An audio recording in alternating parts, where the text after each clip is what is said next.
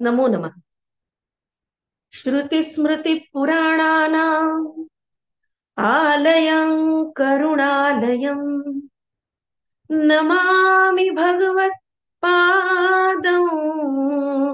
शङ्करं लोकशङ्करं शङ्करं शङ्कराचार्यं केशवं बादरायणं सूत्रभाष्य कृतौ वन्दे भगवन्तौ पुनः पुनः. गुरुर्ब्रह्मा हरश्चैव गुरुः साक्षात् महेश्वरा गुरुरेवा द्वयं ब्रह्मा तस्मै श्री गुरवे नमः.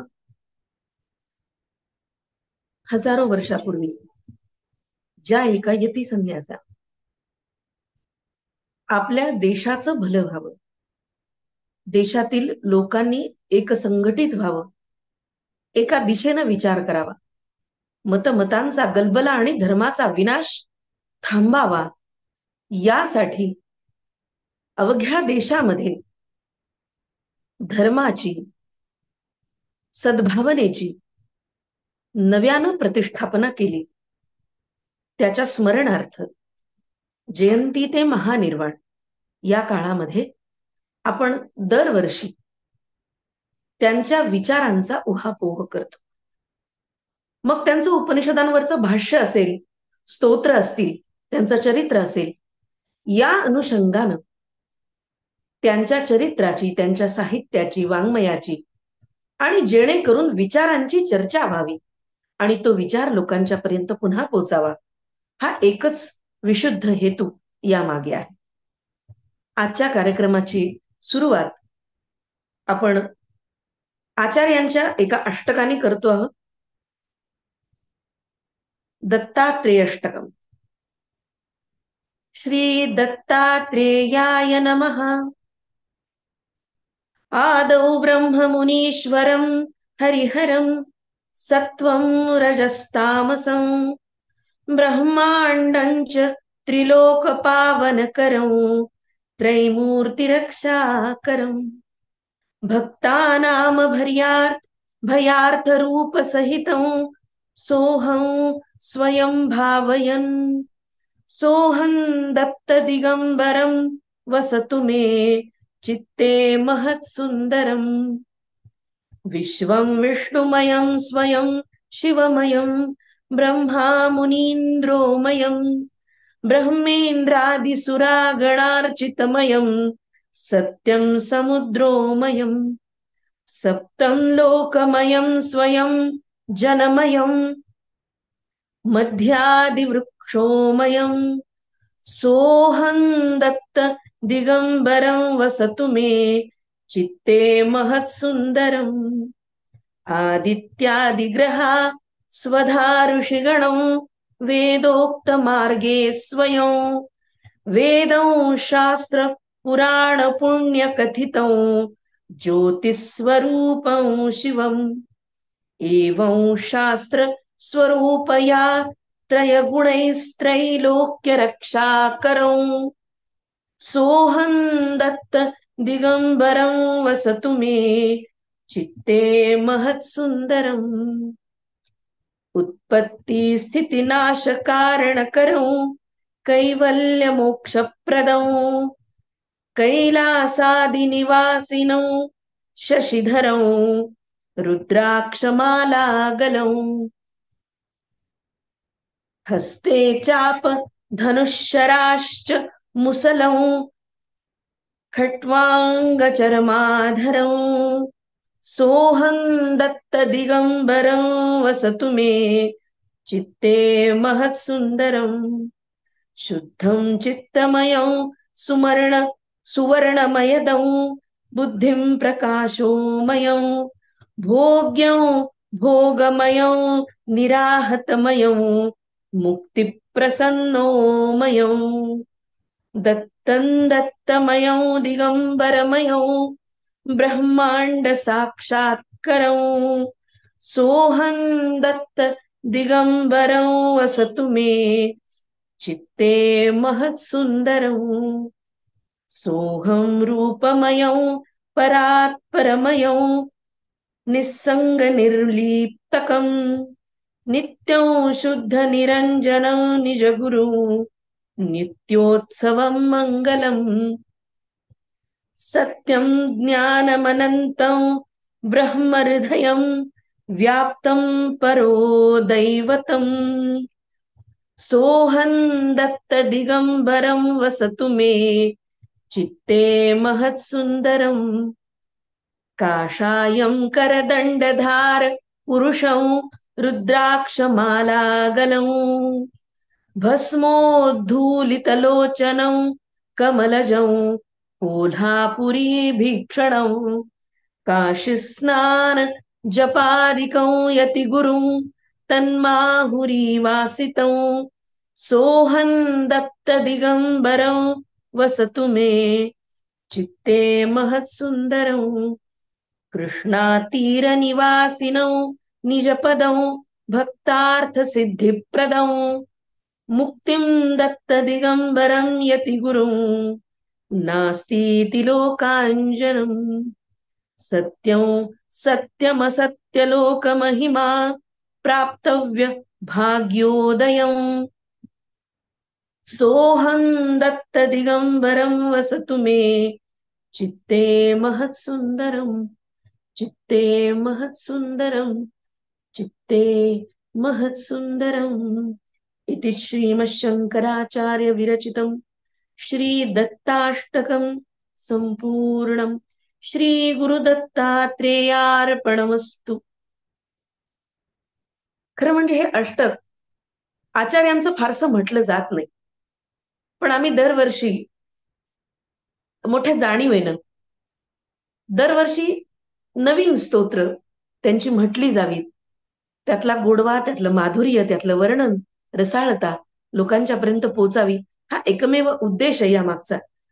खरं म्हणजे हे आचार्यांचं स्तोत्र क्वचित म्हटलं जातं आणि आज बुधवार आहे आमच्याकडे, म्हणजे दसोपंतांच्या दत्ताचा वार बुधवार आणि उद्या गुरुचं अष्टक म्हणायचं, त्यामुळे आज मुद्दाम या स्तोत्राची निवड केली. आजचं हे दत्ताष्टक मोठं अपरिचित आहे लोकांना, म्हणून या अष्टकाची निवड. थोडंसं चरित्र आपण रोज बघतो, पुढे बघूया.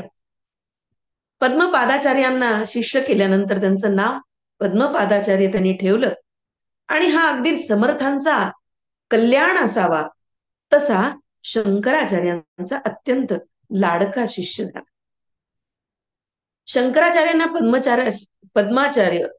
पद्मपादाचार्य हे सर्वश्रेष्ठ शिष्य लाभले आणि त्यामुळं आचार्यांच्या शिष्यामध्ये पद्मपादाचार्यांना अग्रस्थान मिळालं. आचार्यांचं अंतरंग ते जाणत असत. एकदा आचार्यांचा नित्य पाठाप्रमाणे पाठ चालू होता आणि एक वृद्ध ब्राह्मण त्या ठिकाणी आला आणि त्यानं ब्रह्मसूत्रावरती एका सूत्रावरती एक शंका प्रश्न उपस्थित केला आणि तो तिथे बसला. या सूत्रावर दोघांमध्ये शास्त्रार्थ चर्चा सुरू झाली आणि ती 8 दिवस चालली. आचार्यांनी नम्रपणे त्या ब्राह्मणाच्या सगळ्या प्रश्नांची उत्तरं दिली, त्याला संतुष्ट केलं. तेव्हा पद्मपादाचार्यांना आश्चर्य वाटलं की माझ्या विद्वान गुरूंशी आतापर्यंत एवढा दीर्घ वाद कुणीही घातला नाही, तेव्हा आता हा नवीनच मनुष्य कोण आहे बरं?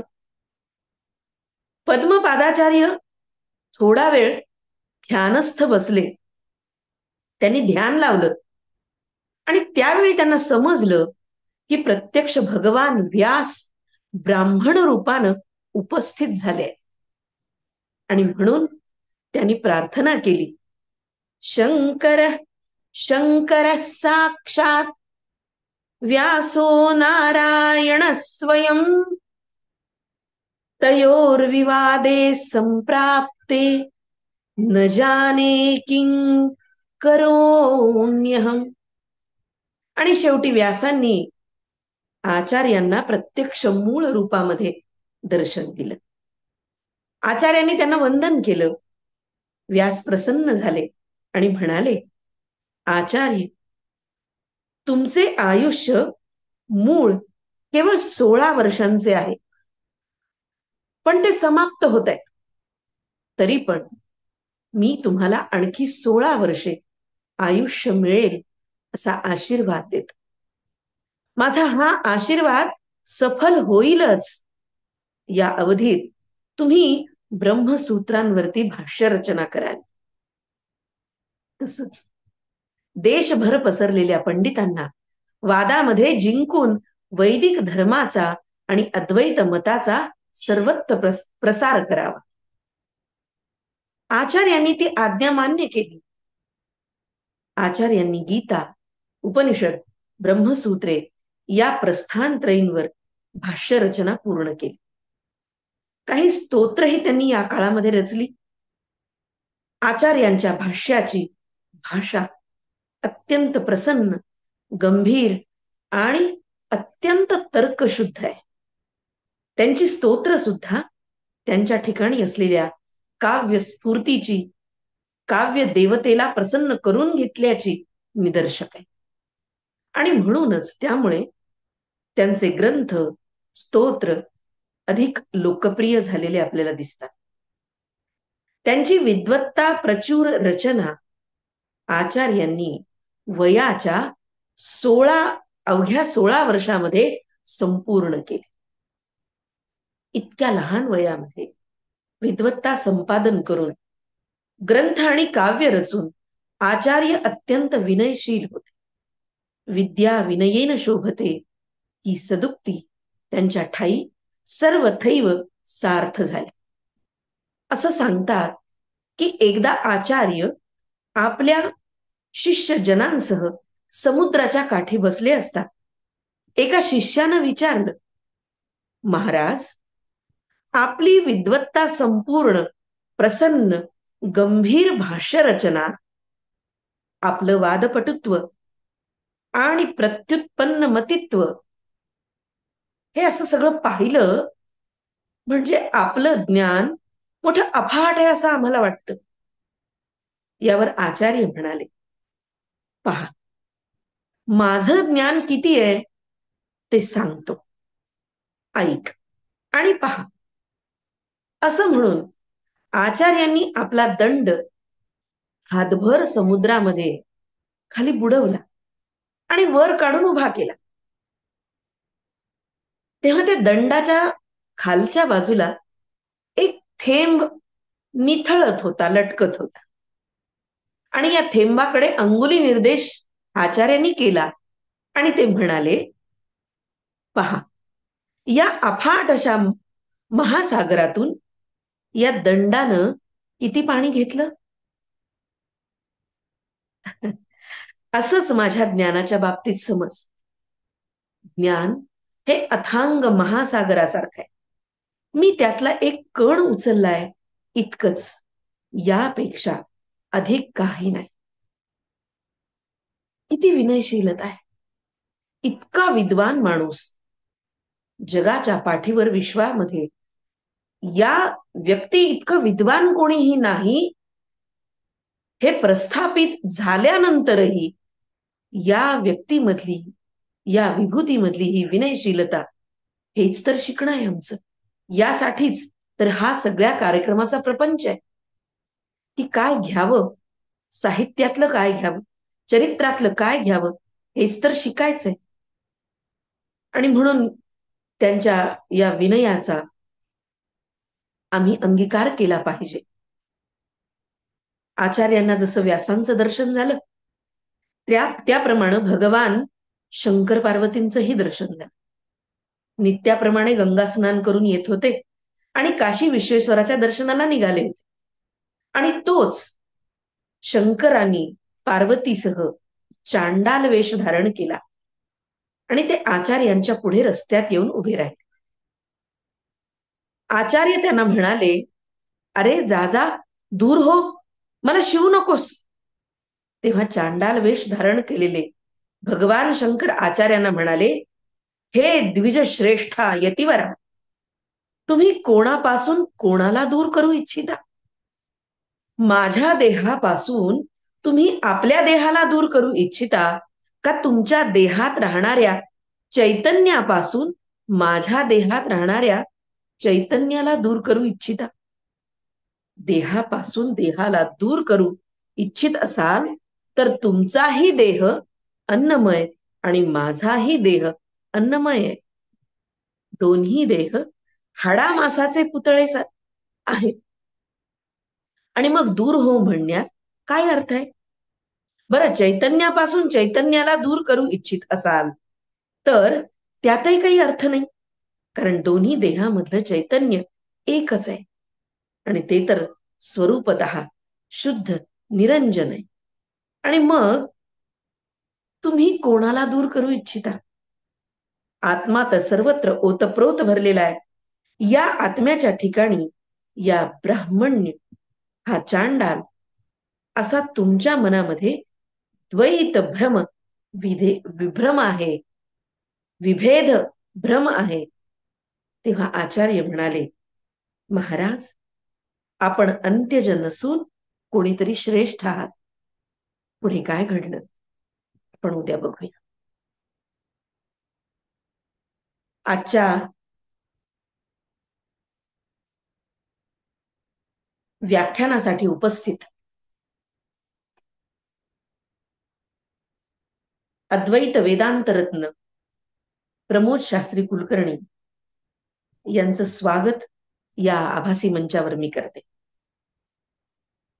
आजच्या कार्यक्रमासाठी आपण ज्या वेगवेगळ्या विषयांना स्पर्श करतो आहोत त्या उपनिषदांचा विचार आपण विविध व्याख्यात्यांच्या द्वारा करतो. या विद्वज्जन मांदियाळीमध्ये आजचे व्याख्याते वेदशास्त्र संपन्न प्रमोद शास्त्री कुलकर्णी मांडुक्य उपनिषद भाष्य या विषयावरती आपलं चिंतन आपल्या समोर ठेवणार आहे. परिचय मोठा दीर्घ आहे त्यांचा. खरं तर जे त्यांना ओळखतात त्यांच्या क्षेत्रामध्येच नव्हे तर अवघ्या महाराष्ट्रात आणि राष्ट्रीय स्तरावरही त्यांनी या क्षेत्रात मोठं काम नोंदवलेलं आहे. महामहोपाध्याय यज्ञेश्वर शास्त्री कस्तुरे, विद्वत प्रवर देवदत्त पाटील, प्राध्यापक सीताराम जोशी, ज्योतिर्रत्न बाबुगुरु अपस्तंभ वेदमूर्ती उमेश महाराज टाकळीकर या गुरुवर्यांच्याकडून त्यांनी विद्या ग्रहण केलेली आहे. त्यांच्या ज्या पदव्या आहेत त्या पदव्यांचा उल्लेख मी करते. अद्वैत वेदांत रत्न, अद्वैत वेदांत कोविद, MA संस्कृत, साहित्य रत्न, भाषा कोविद, अद्वैत वेदांत अभिज्ञ आणि वेदांत केसरी. अनेक पुरस्कार त्यांना प्राप्त झालेले. शकटपूर पीठ बद्री शंकराचार्य यांच्याकडून, वेदांत वाक्यार्थ सभा शंकटमठ माटुंगा, श्री राम मंदिर होळी, संस्कृत महाविद्यालय होळी, वेद संमेलन जळगाव, सिद्धेश्वर वेद पाठशाळा परभणी, बेंगलोर वेद संवर्धन मंडळ तासगाव, ब्रह्मवृंद मंडळ परभणी, टिळक महाराष्ट्र विद्यापीठ, विदा ऋषिन्यास पुणे, अनंतश्री पुरस्कार, आस्थान विद्वान जगद्गुरु करवीर पीठ कोल्हापूर, आदर्श अध्यापक पुरस्कार सद्गुरु ग्रुप पुणे, आत्मोन्नती प्रतिष्ठान परभणी आणि चैतन्य प्रतिष्ठान परभणी, रामशास्त्री संस्कृत साधना पुरस्कार जालना, जगद्गुरु शंकराचार्य करवीर पीठातर्फे विशेष पुरस्कार महाराष्ट्र सरकारतर्फे महाकवी कालिदास संस्कृत साधना पुरस्कार. संस्कृत विषयक त्यांचं कार्यही मोठं अफाट आहे. कार्याचं दालनही मोठं विस्तीर्ण आहे. 2004 मध्ये संस्कृत भारतीच्या व्याकरण वर्गामध्ये लघु सिद्धांत कौमुदीचं अध्यापन, 2003 ते 2009 ओंकारेश्वर वेदशास्त्र संस्कृत विद्यापीठ परभणी येथे अध्यापन, 2009 साली परभणी येथे आचार्य वेदशास्त्र पाठशाळा स्थापन केली आणि त्याद्वारे गुरुकुल पद्धतीनं विद्यार्थ्यांची निशुल्क निवास भोजनादी व्यवस्था करून इथे प्रधान अध्यापक म्हणून ते कार्यरत आहेत. यज्ञेश्वर प्रतिष्ठान परभणी याचे अध्यक्ष आहेत. नित्य ज्ञानेश्वरी प्रवचनांचे 170 व्हिडिओ त्यांचे युट्यूबवरती उपलब्ध आहेत आणि विविध विषयांच्यावरती 225 पेक्षा अधिक व्हिडिओ त्यांचे युट्यूबवरती उपलब्ध आहेत. महावाक्यार्थ सभा याच्यामध्ये त्यांचा सहभाग मोठा प्रचंड आणि अफाट आहे. जवळजवळ 16 या अशा सभांच्या मधून त्यांनी आपला अतिशय नोंदणीय सहभाग नोंदवलेला आहे. शंकरमठ माटुंगा, जळगाव वेदसंमेलन, मोहटादेवी, लक्षचंडी याग, कांची वाक्यार्थ सभा, कांचीमठ कांचीपुरम, महामहोपाध्याय, यज्ञेश्वर शास्त्री कस्तुरे जन्मशताब्दी निमित्त परभणी येथील महावाक्यार्थ सभेचं आयोजन आणि सहभाग, दत्त महाराज कवीश्वर जन्मशताब्दी महोत्सव पुणे, द्वैताद्वैत शास्त्र सभा उत्तरादिमठ विजापूर, शृंगेरी शारदापीठ वेदसंमेलन 2008 पासून प्रतिवर्षी त्यांचा सहभाग आहे. द्वितीय विश्व संमेलन, महर्षी सांदीपनी राष्ट्रीय वेदविद्या प्रतिष्ठान उज्जैन, स्वर्णवल्ली शास्त्राध्ययन गोष्टी, स्वर्णवल्ली शंकरमठ 2012 पासून प्रतिवर्षी सहभाग, वेदांत विद्वत गोष्टी, अध्यात्म प्रकाश कार्यालय, होळे नरसीपुरम या ठिकाणी त्यांचा सहभाग, यज्ञेश्वर वाक्यार्थ सभा आयोजन आणि सहभाग, दुर्गा वेदपाठशाळा नांदेड रौप्य महोत्सव 2013 इथे सहभाग, योगक्षेम ट्रस्ट चेन्नई यांच्यातर्फे आयोजित वेदशास्त्र संमेलन इथे सहभाग, काशी येथे प्रश्नोत्तर मालिका विषयांवर प्रवचन 2010, श्रीमद भगवद्गीता, महाभारत आणि अशा अनेक उपनिषदांच्या संदर्भातल्या विषयांवरती अनेक प्रवचन आणि व्याख्यानं अखंडपणे त्यांची चालू असतात. त्यांचं लिखाणही आहे. तरी अवधान ऐकले दीजे प्रकाशित पुस्तक, भावसुमनांजली संपादन आणि प्रकाशन,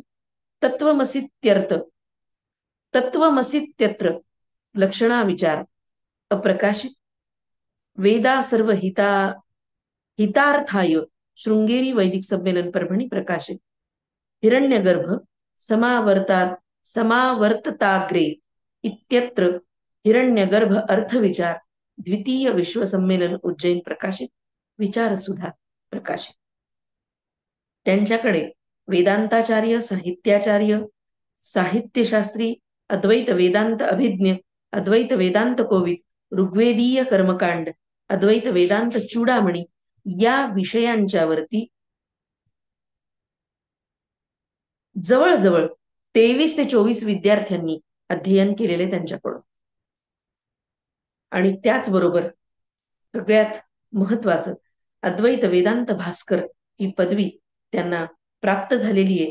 ती संकेश्वर स्वामी तर्फे 2023 जून 2023 या वर्षी म्हणजे नुकतीच मागच्या वर्षी त्यांना ती पदवी प्राप्त झाली. मोठा व्यासंग, प्रचंड विद्वत्ता, प्रचुर अशा प्रकारचं चिंतन आणि त्याचबरोबर हे तर्क कठोरता असूनही आपल्या समाजाविषयी कणव मनामध्ये प्रेम स्नेहार्द्र भावना बाळगून विद्यार्थ्यांना विनामूल्य शिकवण्याची त्यांची ही वृत्ती मला जास्त भावते. या सगळ्या बायोडाटा म्हणूया नवीन लोकांच्या ओळखीसाठी, या बायोडाट्यामध्ये भावलेली गोष्ट ही अशी की समाजासाठी आपली विद्वत्ता वापरावी आणि त्याचं प्रदान, त्याचे दान हे लोकांसाठी, विद्यार्थ्यांसाठी करावं आणि ते विनाशुल्क करावं. त्यांना फुकट जेऊ खाऊ घालून त्यांच्याकडून कुठलाही निधी न घेता, शुल्क न घेता आपण हे सामाजिक कार्य करावं, ही त्यांच्या मनातली ईश्वरानं दिलेली प्रेरणा मला अत्यंत उत्तुंग आणि या सगळ्या कार्यांच्या पेक्षा मोठी वाटते. मी त्यांना आमंत्रित करते की आजच्या या व्याख्यानासाठी आपण प्रारंभ करावा. आदरणीय प्रमोद शास्त्री कुलकर्णी.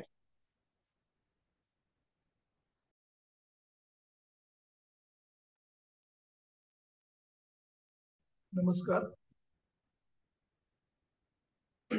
आवाज येतोय ना?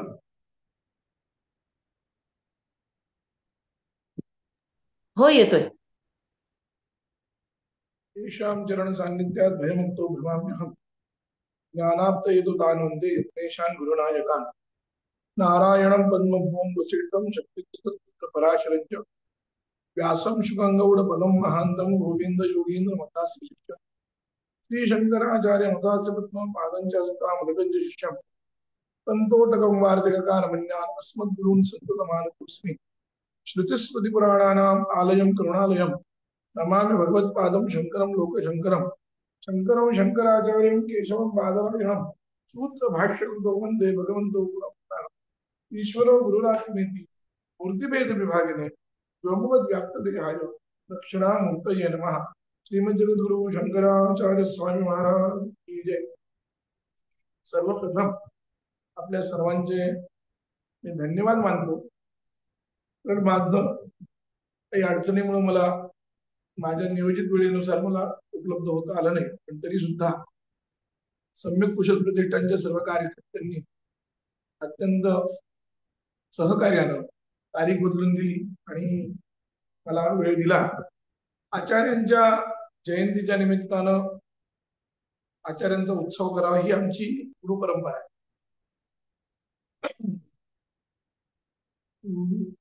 आचार्य भक्त विष्णुशास्त्री बापट यांच्यापासून ही परंपरा आमच्याकडे चालत आहे।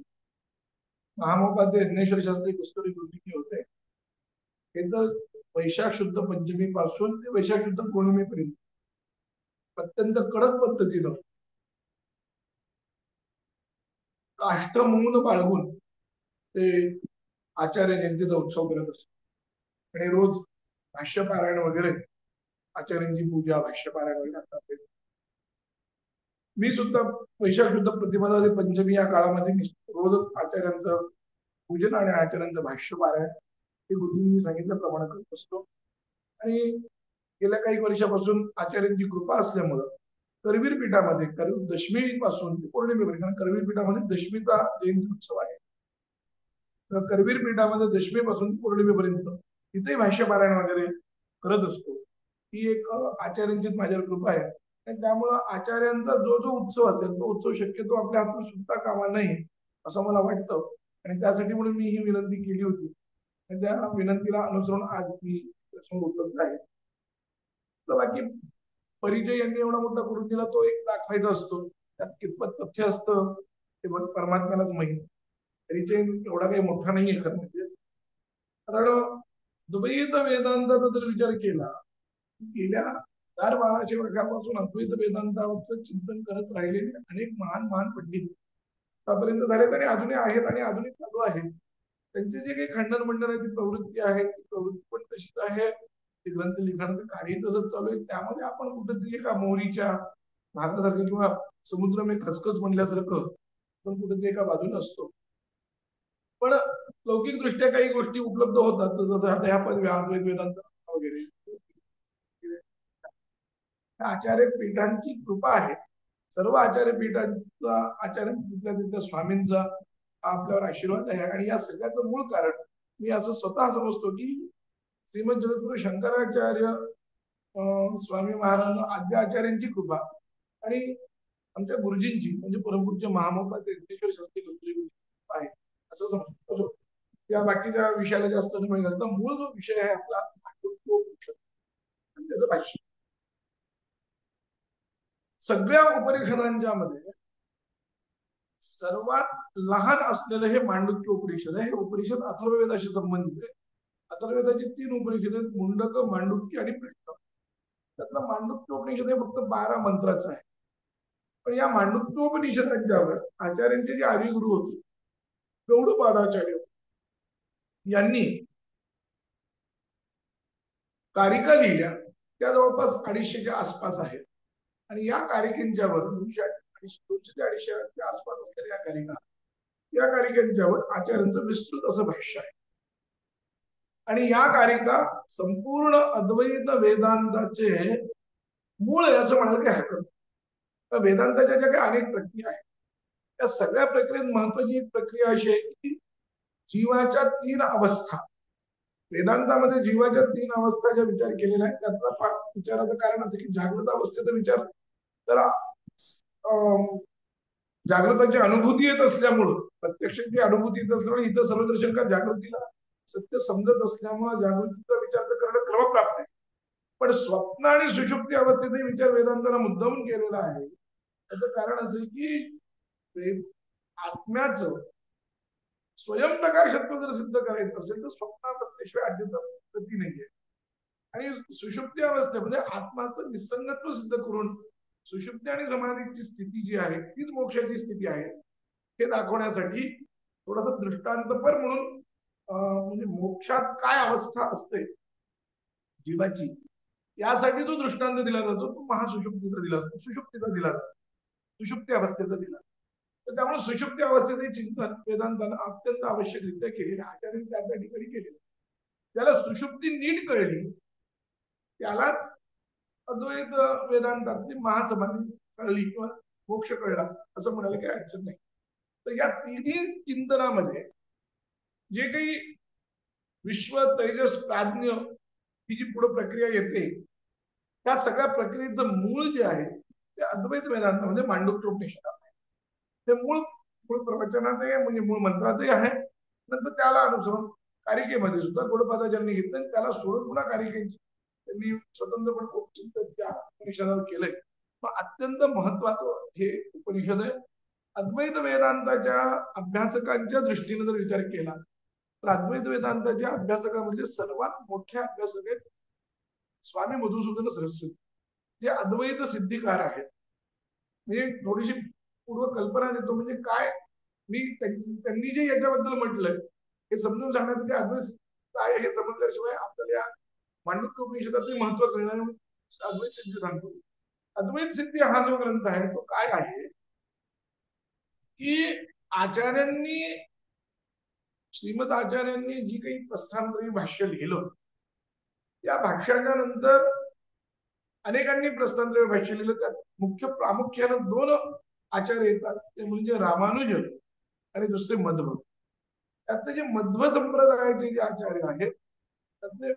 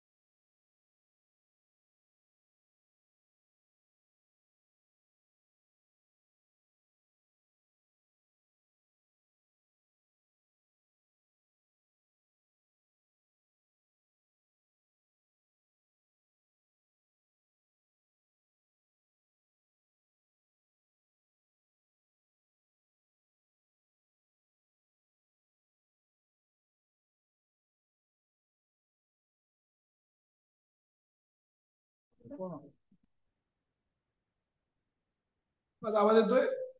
हो येतोय येतोय. माफ करा मध्ये काहीतरी हे झालं होतं. नाही काही हरकत नाही. ओके. तर आचार्यांचं जे संपूर्ण भाष्य झालं त्याच्यानंतर आचार्यांच्या भाष्याच्या नंतर आचार्यांच्या भाष्यावर टीका लिहिणारे जे वाचस्पती मिश्र असतील त्याच्यानंतर वार्तिककार असतील त्याच्यानंतर विवरणाचार्य असतील त्यांच्यामध्ये जे काही मतभेद आहेत प्रक्रियांचा जो भेद आहे या सगळ्या प्रक्रियांच्या भेदाचं एकत्रीकरण करून म्हणजे वाचस्पतींच्या संपूर्ण मताचं एकत्र संकलन विवरणाचार्यांच्या मताचं एकत्र संकलन त्याच्यानंतर वार्तिककारांच्या मतात एकत्र संकलन करून या संपूर्ण मताचं एकत्र संकलन करून न्यायामृतकारांनी न्यायामृत या ग्रंथामध्ये अद्वैत वेदांताचा पद्धतशीरपणे आणि तेही नव्य न्यायाच्या भाषेमध्ये अवच्छेदक अवच्छिन्न घटित कशी भाषा आहे आधारता अधेयता अनुयोगिता या भाषेचा आश्रय घेऊन त्यांनी त्याचं खंडन लिहिलं न्यायमृतकारांनी. त्या न्यायमृताला उत्तर देण्यासाठी स्वामी मधुसूदन सरस्वतीने अद्वैत सिद्धी या ग्रंथाची रचना केलेली आहे. त्यामुळे अद्वैत वेदांतामध्ये अद्वैत सिद्धी हा ग्रंथ फार वर्ष समजला जातो आणि त्याच्यानंतरही याच्यामध्ये वादविवादाची परंपरा चालू झालेली आहे. पुढेही अद्वैत सिद्धीचं खंडन करण्यासाठी रामाचार्यांनी न्यायामृत तरंगिणी आणि कंटकोद्धार असे 2 ग्रंथ लिहिले. त्यांचं खंडन करण्यासाठी अद्वैत सिद्धी पुन्हा ब्रह्मानंदी नावाची लघुचंद्रिका आणि गुरुचंद्रिका अशी ब्रह्मानंद सरस्वती 2 व्याख्या लिहिल्या. अशी फार मोठी विद्वत परंपरा निर्माण. त्या अद्वैत सिद्धी ग्रंथामध्ये असताच्या कारणाचं निरूपण करत असतात. असत सुद्धा कारण असू शकतो, सत पदार्थ हा कारण असू शकतो हे विवेचन करत असताना त्यांनी आकर ग्रंथ म्हणून कोणत्या ग्रंथाचा उल्लेख केला असेल तर तो मांडव्योपनिषदाचा केला आहे. मला मी जे एवढं लांबलं सांगितलं ते सांगण्याच्या पाठीमागचं कारण मला मांडव्योपनिषदाचं महत्व सांगत होतं. त्याला मधुसूदन सरस्वती स्वामी महाराज अद्वैत सिद्धीमध्ये स्पष्टपणे आकर ग्रंथ म्हणून त्याचा उल्लेख करतात. आकर म्हणजे खाण, जशी सोन्याची खाण असते, कोळशाची खाण असते, तसं अद्वैत मताची जर खाण कोणती असेल किंवा त्या खाणीचा जर दर्जा कोणाचा असेल तर तो या मांडुक्योपनिषद मांडुक्य कालिकांना आणि उपनिषदांना त्याला आहे त्याच्या भाष्याला. तो एवढा अत्यंत महत्वाचा हा ग्रंथ. या ग्रंथामध्ये काय सांगितलं आहे तर मी म्हटल्याप्रमाणे ओंकाराचे स्वरूप सांगितलंय आणि ओंकाराच्या 3 पाद पहिल्यांदा आणि चौथी अवस्था अर्धमात्रा अशा 4 पादांची स्थिती अवस्था सांगून ओंकाराचा अ, उ आणि म आणि अर्धमात्रा अशा 4 अवस्था सांगितल्या. त्यातला अकार जो आहे तोच वैश्वानर, त्याची व्यष्टी आणि समष्टी असे 2 भेद त्यांनी केलेले आहेत. व्यष्टी म्हणजे व्यक्ती, समष्टी म्हणजे संपूर्ण समूह. त्यातला व्यष्टी म्हणजे एक जीव आणि समष्टी म्हणजे संपूर्ण जीव असं जर आपण अर्थ केला तर जागृत अवस्थेच्या एका व्यक्तीच्या जीवाचं नाव आहे विश्व आणि त्याची समष्टी ज्यावेळेस होते जागृत अवस्थेची संपूर्ण जीवाची जी समष्टी असते तिलाच विराट पुरुष किंवा वैश्वानर म्हणतात. की ज्याला ज्या विराट पुरुषाचं वर्णन सहस्रशिखा पुरुषा सहस्राक्ष सहस्रपाक म्हणून केलेलं आहे. त्याच्यानंतर दुसरी अवस्था येते स्वप्नावस्था. स्वप्नावस्थेचं जे वर्णन आहे, जागृत अवस्था आणि स्वप्नावस्थेमध्ये फरक काय आहे तर जागृत अवस्थेमध्ये इंद्रियांच्या वृत्ती असतात. इंद्रियांच्या वृत्तीच्या द्वारा त्या अंतःकरणाची वृत्ती इंद्रियांच्या द्वारा बाहेर पडते आणि ती बाहेर जाऊन त्या विषय देशाशी प्राप्त होते. अद्वैतांची ज्ञानाची एक प्रक्रिया आहे की अंतःकरण हे चक्षुच्या द्वारा बाहेर पडतो आणि समोर एखादा पदार्थ असेल, उदाहरणार्थ एखादा आपल्याला घट दिसला. आता मी शास्त्री पंडित असल्यामुळे घटपट अशिवाय मला दुसरा शब्द नाही लवकर आठवत, त्यामुळं घटच सांगतो. किंवा एखादी खुर्ची आपल्याला दिसली तर त्या खुर्चीपर्यंत आपल्या अंतःकरणाची वृत्ती, अंतःकरण हे चक्षुरादीद्वारा त्या खुर्चीपर्यंत जातं. अंतःकरणात एक लंबायमान होतं, दंडायमान होतं आणि दंडायमान झालेलं त्या अंतःकरण खुर्चीचा आकार धारण करतो. हा जो आकार धारण केलेला असतो या आकाराला म्हणतात वृत्ती. आणि या ज्या वृत्तीमध्ये चैतन्याचं प्रतिबिंब ज्यावेळेस पडतं त्यावेळेस आपल्याला खुर्चीचं ज्ञान होतं. ही सामान्य स्थूल मानवांनी सांगितलेली अद्वैत वेदांताची प्रत्यक्षाची प्रक्रिया. तर जागृत अवस्थेमध्ये काय असतं की आपल्याला इंद्रियांच्या वृत्ती आहेत आणि त्यामुळे इंद्रिय वृत्तीद्वारा ज्ञान होतं. पण तशी अवस्था स्वप्नावस्थेची नसते. स्वप्नावस्थेमध्ये काय होतं की स्वप्नावस्थेमध्ये इंद्रिय नसतात. इंद्रिय कारण काय की स्वप्नावस्थेमध्ये इंद्रिय हे अंतःकरणामध्ये लीन झालेले असतात. इंद्रिय प्राणामध्ये, प्राण अंतःकरणामध्ये लीन झालेला असतो. त्यामुळं स्वप्नावस्थेमध्ये आपल्याला जरी जागृत अवस्थेचं संस्कार असल्यामुळे जरी आपण स्वप्नावस्थेत डोळे उघडे ठेवून सगळं बघतोय असं आपल्याला वाटत असलं, एखादा हत्ती आपल्या समोर आहे, त्या हत्तीला आपण डोळे उघडे ठेवूनच पाहतो, डोळे मिटून तरी पाहू शकत नाही कारण आपला तो संस्कार नाही. त्यामुळं स्वप्नावस्थेत जरी आपण डोळे उघडे ठेवून पाहत असतो तरी प्रत्यक्ष तिथे डोळे नसतात. त्याच्यामुळे डोळ्यांच्या द्वारा अंतःकरणाची वृत्ती पण तिथं त्या ठिकाणी तयार नसते. म्हणून त्या ठिकाणी असं म्हटलेलं आहे ही एक अविद्या वृत्ती त्या ठिकाणी मानतात. अविद्या वृत्ती असते स्वप्नावस्थेमध्ये, आणि त्या वृत्तीद्वारा आपल्याला तिथल्या स्वप्नावस्थेमध्ये ज्ञान आहे. मग ते ज्ञान जे आहे ते स्वप्नाचं अधिष्ठानभूत असलेले जे चैतन्य आहे ते चैतन्यच त्या ठिकाणी संपूर्णपणे होतं. आता रथान रथयोगान पथसृजते अशी त्या ठिकाणी श्रुती असं म्हणते की ती तिथं रथ जरी नसला तरी नवीन प्रातिभासिक रथ निर्माण करते. रथावर जाण्याचा रस्ताही ती निर्माण करते. त्याच्यावर रथावर बसणारा जो सारथी आहे, घोडे आहेत, ते सुद्धा सगळं निर्माण करते. म्हणजे स्वप्नावस्थेमध्ये दिसणारे जे पदार्थ आहेत त्या पदार्थांना लौकिक असं काही लागत नाही. लौकिक कार्यकारण भाव तिथं जमत नाही. लौकिक कार्यकारण भाव होऊ शकत नाही. लौकिक कार्यकारण भाव तिथं काही पदार्थ निर्माण होत नाही. तिथं जो पदार्थ निर्माण होतो तो सगळ्याच्या सगळा विवर्त आहे, आणि तो सगळ्याच्या सगळा चैतन्याच्या प्रकाशात दिसतो, चैतन्य तद्रूपानं होतो. जीवन त्या ठिकाणी त्या पद्धतीने होतो. अशी एक अवस्था स्वप्नावस्थेची आहे. या स्वप्नावस्थेचा जो जीव आहे त्या जीवाचं नाव आहे तेजस, आणि याची समष्टी जी आहे त्या समष्टीला म्हणतात हिरण्यगर्भ.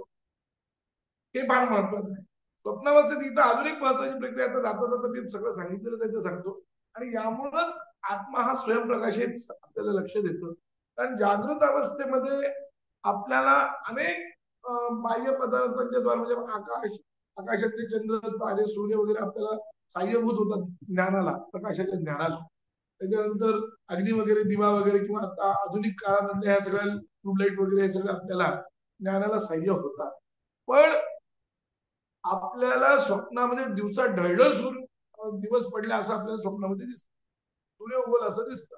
तर तिथं प्रत्यक्ष सूर्य नसतो, तिथं प्रत्यक्षात कोणी नसतं. हे मगाशी म्हटलं की इंद्रिय सुद्धा, आणि अद्वैत वेदांतांनी सगळं जरी स्वीकारलं असलं तरी प्रातिभासिक इंद्रिय निर्माण होतं हे कुठेही स्वीकारलेलं नाही. फार लोकांचा गैरसमज आहे की प्रातिभासिक इंद्रिय निर्माण होतं. अजिबात नाही. अद्वैत वेदांताच्या शास्त्र सिद्धांत लेश संग्रह ग्रंथामध्ये आपण स्पष्टपणे सांगितलंय की त्या स्वप्नावस्थेमध्ये प्रातिभासिक इंद्रिय निर्माण होत नाहीत, हे स्पष्ट आहे. त्यामुळे इंद्रिय नसतानाही आपल्याला इंद्रियांच्या द्वारा आपण पाहतोय जे आपल्याला लक्षात येतं, हे सगळं काय ते आत्माच आहे. आणि इथे अन्य आत्म्याला साह्य करणारं मन सुद्धा नाही. मन जरी असलं तर ते साह्य करू शकत नाही. कारण मी मगाशी सांगितलं की अंतःकरणाला इंद्रियांचं आवश्यकता आहे. जोपर्यंत अंतःकरणाचा आणि इंद्रियाचा संयोग होत नाही तोपर्यंत अंतःकरणाची बहिर्वृत्ती तयार होत, विषयादेशापर्यंत जाणारी बहिर्वृत्ती तयार होत नाही. आणि ती बहिर्वृत्ती तयार होत नसल्यामुळे तिथं अंतःकरण असून डुळे अजून नसल्यासारखं आहे. त्यामुळे तिथं सगळं जे काय आहे ते सगळं आत्मा, अविद्यावृत्तीद्वारा आत्मा हे सगळं प्रकाशित करत असतो. साक्षीद्वारा ते सगळं प्रकाशित होतं. तिथला प्रमाता, त्याच्यानंतर त्यातलं प्रमेय, आणि त्यातल्यानंतर ज्ञान, म्हणजे ही जी तिन्ही त्रिपुटी आहे, प्रमाता, प्रमेय आणि ज्ञान, ही जी त्रिपुटी आहे त्या त्रिपुटीला तो साक्षी प्रकाशित करत असतो. आणि याच्यावर लक्ष देतं की त्या ठिकाणी आत्मा हा स्वयंप्रकाशित, त्याच्या ज्ञानाला इतर कशाची गरज लागत नाही. म्हणून स्वप्नावस्था अत्रैष पुरुषा स्वयं ज्योती, असं स्पष्टपणे उपनिषदामध्ये म्हटलं. अत्रैष पुरुषा स्वयं ज्योती, स्वयं ज्योतिष्व सांगण्यासाठी हा त्या ठिकाणी हा स्वयंप्रकाश आहे हे सांगण्यासाठी स्वप्नावस्थेचं वर्णन त्यामध्ये केलेलं आहे. त्याची जी समष्टी आहे त्याला म्हणतात हिरण्यगर्भ. याच्या पुढली अवस्था जी आहे ती म्हणजे सुषुप्ती अवस्था. सुषुप्ती म्हणजे नुसती झोप नाही, तर गाढ झोप. ज्या झोपेमध्ये तुम्हाला बाहेरून कोणी ओरडलं तरी ऐकू येत नाही, कोणी मारलं तरी लक्षात येत नाही, हलवून उठवलं तरी लक्षात येत नाही, अशी जी एक अवस्था असते त्या अवस्थेला म्हणतात सुषुप्ती. कारण या अवस्थेमध्ये जीव हा वस्तुतः रोज ब्रह्म्यामध्ये लीन होतो. छांदोग्योपनिषदामध्ये याबद्दल असं स्पष्टपणे सांगितलंय, अत्र पुरुषा स्वपीती. स्वपीती म्हणजे काय? स्वम ही अपितो भवती. आता ते म्हटले स्वम ही अपितो भवती. स्वम म्हणजे स्व आत्मा हा अपितो होतो, म्हणजे ब्रह्मामध्ये लीन होतो. आणि म्हणून ब्रह्मामध्ये तो लीन होत असल्यामुळं संस्कृतमध्ये याला स्वपीती असा शब्द प्रयोग आहे, किंवा संस्कृतमध्ये स्वाप म्हणतात. स्व आणि आप म्हणजे स्वतः पूर्णपणे ब्रह्मा स्वमध्ये लीन होणे, ब्रह्मामध्ये लीन होणे. आत्मा हा त्या ठिकाणी ब्रह्मामध्ये पूर्णपणे लीन होतो. म्हणजे याचा अर्थ असा झाला, सुषुप्ती अवस्थेमध्ये स्वप्नावस्थेत मन आहे, किंचितच आहे, पण मन फक्त ते आपल्या मध्ये विचार करणार आहे, ते बाहेर काम करणार नाहीये. पण सुषुप्ती अवस्थेत मन पण नाही, म्हणजे इंद्रिय इंद्रिय प्राणांच्या ठिकाणी, प्राण अंतःकरणाच्या ठिकाणी, अंतःकरण जीवाच्या ठिकाणी, आणि जीव जो आहे, जो आत्मा जो आपण म्हणतो, तो पूर्णपणे ब्रह्मामध्ये विलीन होतो. म्हणून त्याला सुषुप्ती अवस्था म्हणतात. आणि या अवस्थेमध्ये फक्त अविद्या वृत्ती फक्त काम करते, जिच्यामुळे आपल्याला त्या अवस्थेत खूप आनंद भोगायला मिळतो. आणि मग उठल्यानंतर सबीज अवस्था आहे, ही अवस्था पूर्णपणे निर्बीज नाही आहे. काही अद्वैत वेदांताचे काही आधुनिक काळातले काही अभ्यासक जे आहेत, ते आचार्यांचं भाष्याची काही वाक्य पाहून असं म्हणतात की सुषुप्ती अवस्थेमध्ये अविद्या नसते.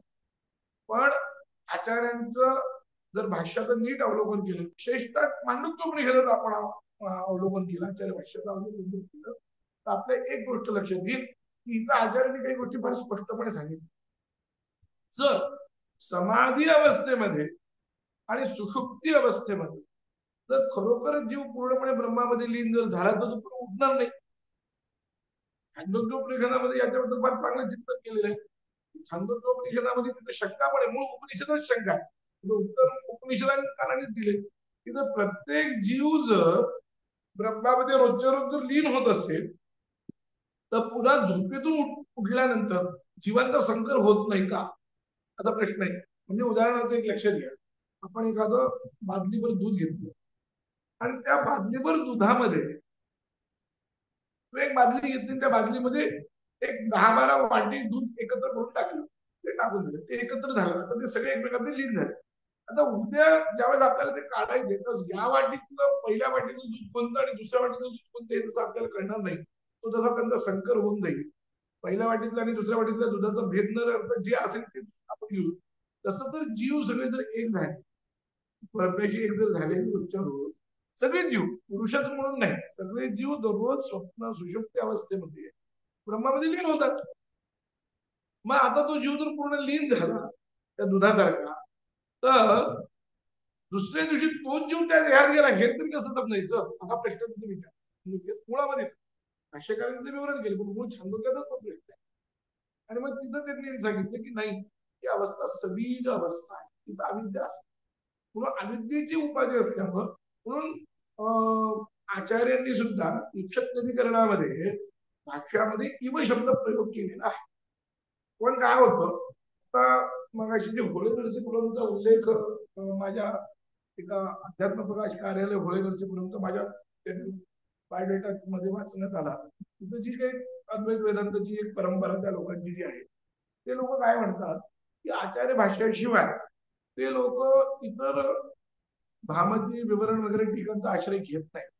त्यामुळे त्यांना प्रक्रिया नीट माहित नसते. त्यामुळे त्यांचं म्हणणं असं आहे की सुषुप्ती अवस्थेमध्ये अविद्या नसते आणि अविद्या नसली तरी बिघडत नाही, असं त्यांनी म्हणले.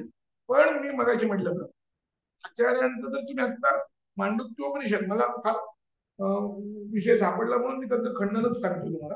इथं आचार्यांनी स्पष्टपणे सांगितलंय, मांडुक्योपनिषदा भाष्यामध्ये आचार्यांचं भाष्य असं आहे बघा.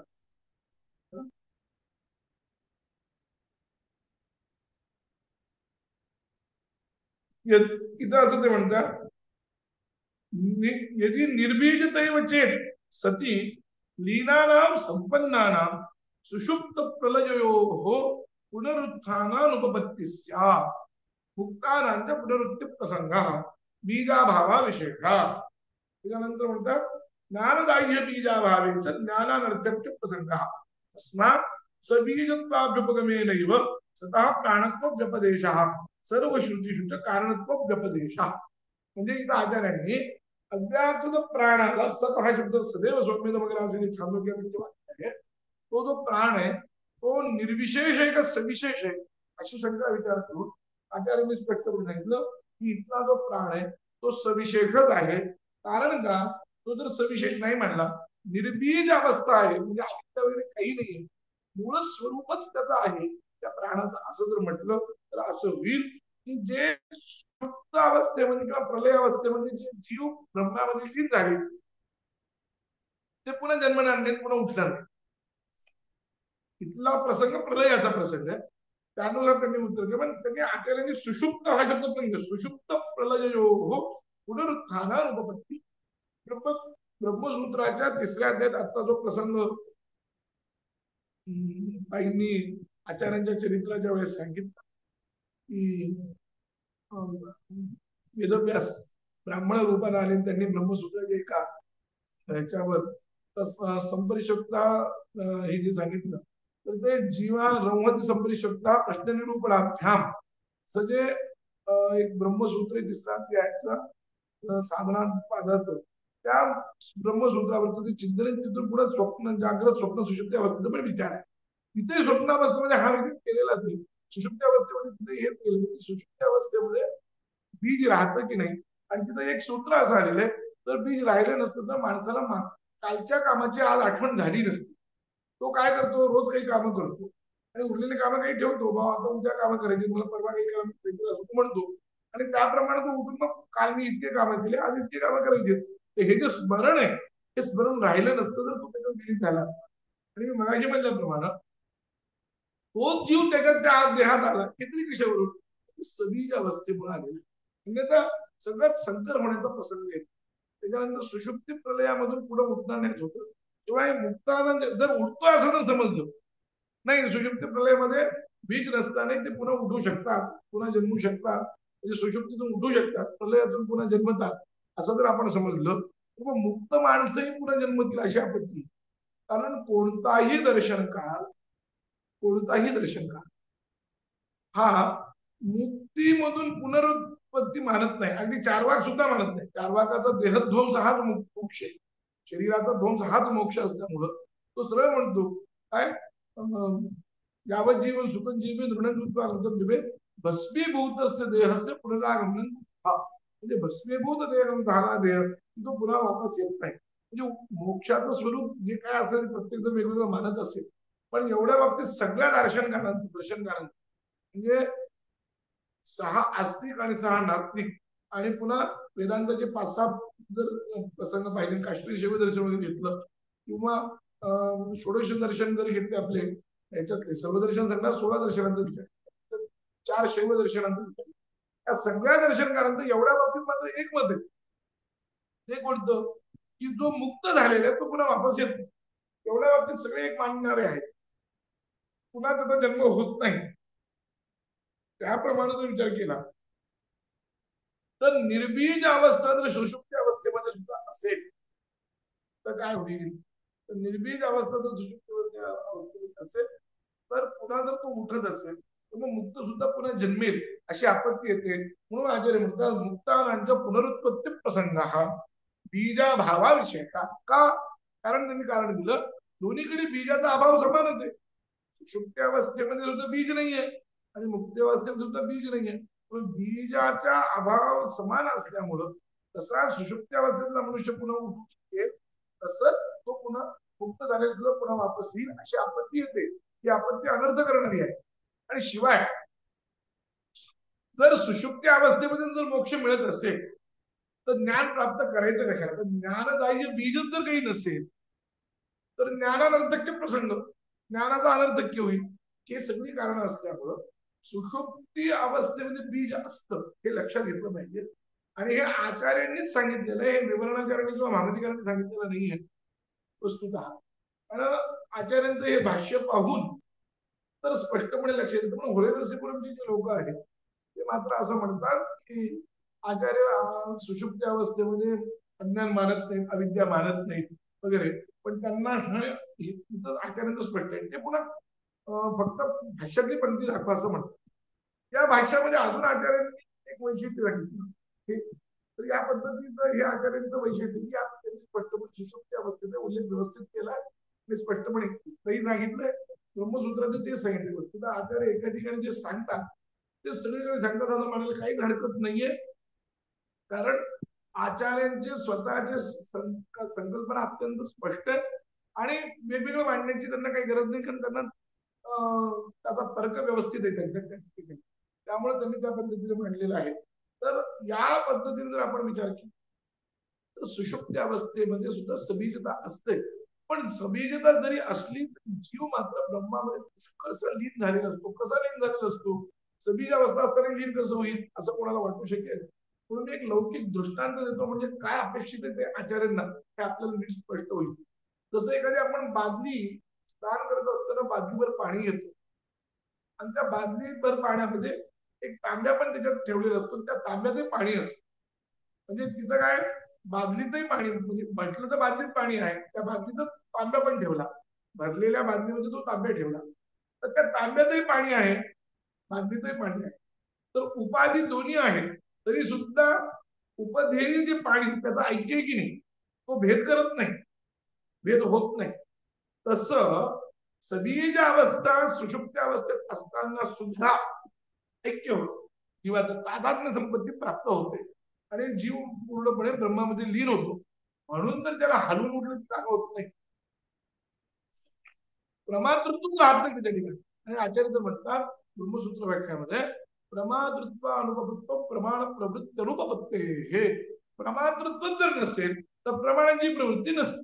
प्रमाता, प्रमेय आणि प्रमाण ही जी त्रिपुटी आहे, ही संपूर्ण त्रिपुटी प्रमातृत्वावर अवलंबून आहे, जी जीवावर अध्यस्त आहे. हा जो वेदांत सिद्ध. आणि सुषुप्ती अवस्थेमध्ये जीवाच्या ठिकाणी प्रमातृत्व नसल्यामुळं इतर कुठल्याच प्रमाणांची प्रवृत्ती नसते. म्हणून सुषुप्ती अवस्था ही काय सांगितलेली वेदांतामध्ये, मोक्ष अवस्थेची एकदम जवळची अवस्था नाही. मोक्ष अवस्थेमध्ये सुद्धा प्रमातृत्व नसतं, प्रमेय विचार नसतो, प्रमाण प्रवृत्ती नसते, काहीच नसतं मोक्षावस्थेमध्ये. प्रमाण, प्रमेय आणि प्रमाता ही त्रिपुटी मोक्षावस्थेमध्ये नसते.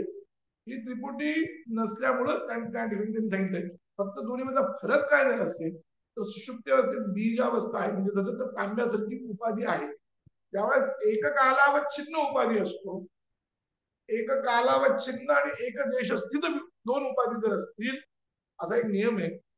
वेदांत परिभाषाकारांनी हा छान सांगितलं आहे की एक कालावच्छेदेन, म्हणजे एकाच काळाच्या वेळेस दोन्ही उपाध्या उपलब्ध आहेत आणि एकाच ठिकाणी त्या दोन्ही उपलब्ध आहेत, एक देशावच्छिन्न आहेत, एका देशात असतील, तर या दोन्ही उपाधींनी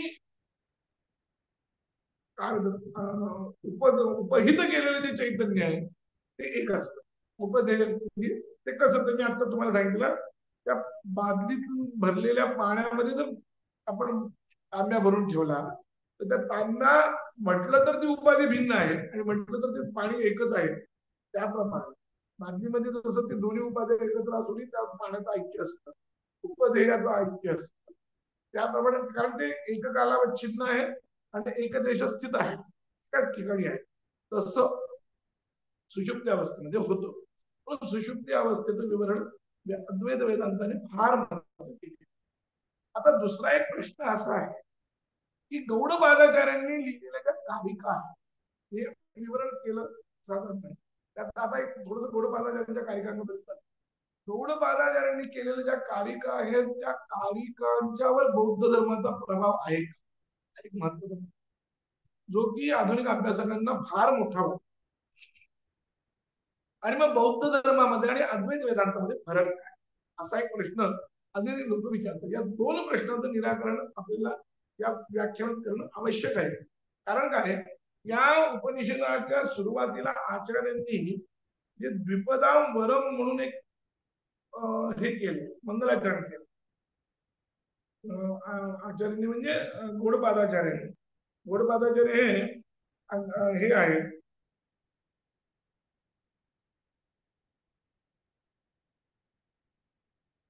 शंकराचार्यांचे आजी गुरु आहेत. त्यांनी द्विपदाम वरम म्हणून वर्णन केलेलं आहे. आता हे द्विपदाम वरम म्हणजे कोण, असा प्रश्न आहे. द्विपदाम वरम या शब्दाचा अर्थ काही लोक गौतम बुद्धांना किंवा बौद्धांना म्हणतात आणि त्यामुळे त्या सगळ्यांच्या मारामारी. पण जर विचार जर केला तर द्विपदाम वरम हा जो विषय आहे तो द्विपदाम वरम हा काही फक्त बौद्ध धर्मामध्ये ही व्याख्या आहे. द्विपदा म्हणजे दोन पाद असलेल्या पुरुष. द्विपद शब्दाने अर्थ पुरुष घेतलेला आहे. पुरुषांच्या मध्ये जो श्रेष्ठ पुरुष आहे जो नरनारायण आहे, नारायण जो आहे. कारण का असं म्हणतात की गौडपादाचार्यांनी हिमालयामध्ये नरनारायणाची तपस्या करून नारायणाच्या आशीर्वादाने त्यांना तत्वज्ञानाचा ज्ञान प्राप्त झालेलं असल्यामुळं त्यांनी त्या ठिकाणी त्या नारायणाला नमस्कार केलेला आहे. हा, ज्ञानेनाकाश कल्पेन धर्मान्यो गगनोपमान तेजा बिन्नेन संबुद्ध संबंधित द्विपदांबरम. त्यातलं द्विपदांबरम या शब्दाला धरून काय आहे की या लोकांना असं वाटतं की हा शब्द द्विपदांबरम असा शब्द बौद्ध वाङ्मयात खूप वेळा आलेला आहे, पण बौद्ध वाङ्मयात हा शब्द इकडे घेतलाय असं आधुनिक अभ्यासकांना म्हणते. पण जर अभ्यास करायला जर केला तर प्रवाजोग जे आहे तुमच्या गुरुजींचे ते गुरुबंधू होते त्यांनी, आणि ते विष्णूशास्त्री बापट आचार्य भक्त विष्णूशास्त्री बापटांचे ते भाचे होते, विद्यार्थी होते. आणि जशी आचार्य भक्त ही पदवी बापट शास्त्रींना होती तशी दवा लोकांना पण होती. तर त्यांनी जो अभ्यास केला त्यांचं म्हणणं असं आहे की द्विपदांबरा असा प्रयोग बौद्ध वाङ्मयातच झाला पाहिजे असे नसून महाभारतात शुक, नैषध, धृतराष्ट्र आणि नारायण यांना उद्देशूनही वरील शब्द प्रयोग आढळतो. द्विपदांबरम याचा अर्थ आचार्यांनी अयमेव ईश्वर जो नारायणाख्या संबंधे अभिवादये द्विपदांबरम द्विपदोपलक्षितानां पुरुषाणां वरम प्रधानम पुरुषोत्तमम इत्यभिप्राय असा केलेला आहे. म्हणजे नारायण द्विपदांबरमचा अर्थ आचार्यांनी जो केला तो नारायण. त्यामुळे मांडुक्योपनिषदात येणारा हा जो उल्लेख आहे हा काही बौद्ध वाङ्मयाचा विषय नाही. आता दुसरा असं आहे की बरेच मांडुक्य कालिकेतले शब्द आणि बौद्ध ह्याच्यातले शब्द हे सारखे वाटायला लागतात.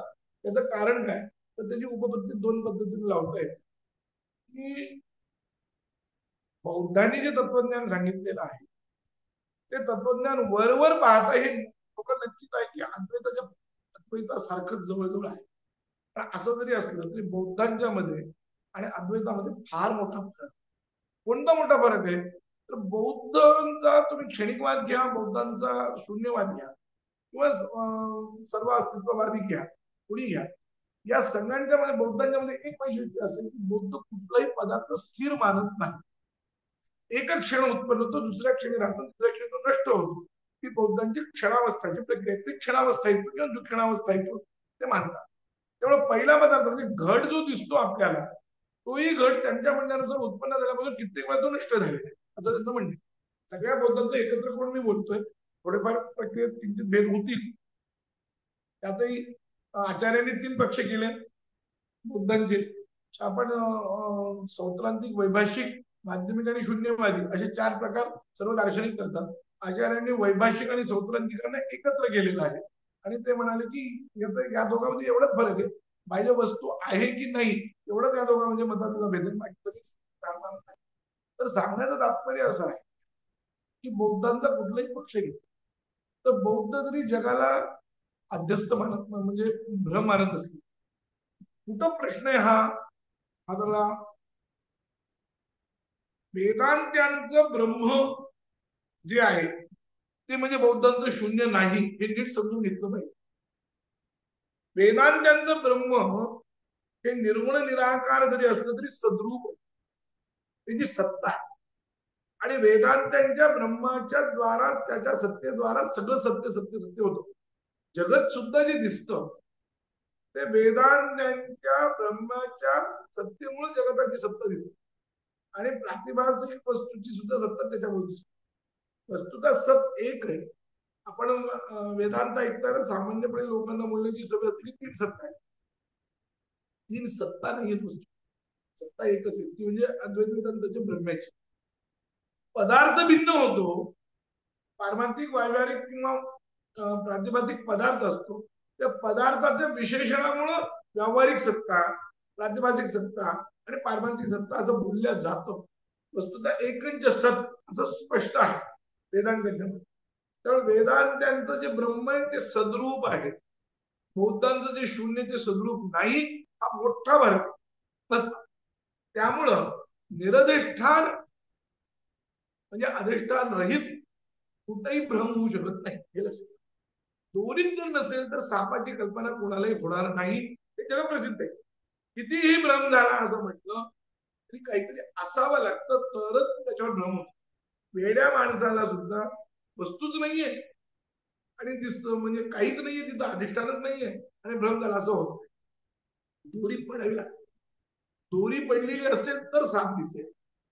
शुक्तिका पडली असेल तर रजत दिसते. त्यामुळे तुरी आणि शुक्तिका हे सत आहे त्यांच्या अपेक्षेने. शुक्तिका आणि रज्जू सर्पाच्या अपेक्षेने. शुक्तिका आणि रज्जू जे ते सत्य आहे की नाही.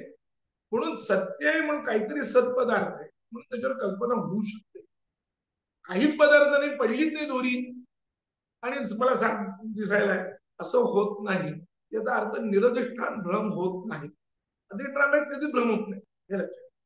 त्यामुळे जरी बौद्ध म्हणतात तसं हे सगळं जगत बाह्य काय म्हणतात त्याला अध्यास आहे किंवा भ्रमात्मक आहे ते मानतात.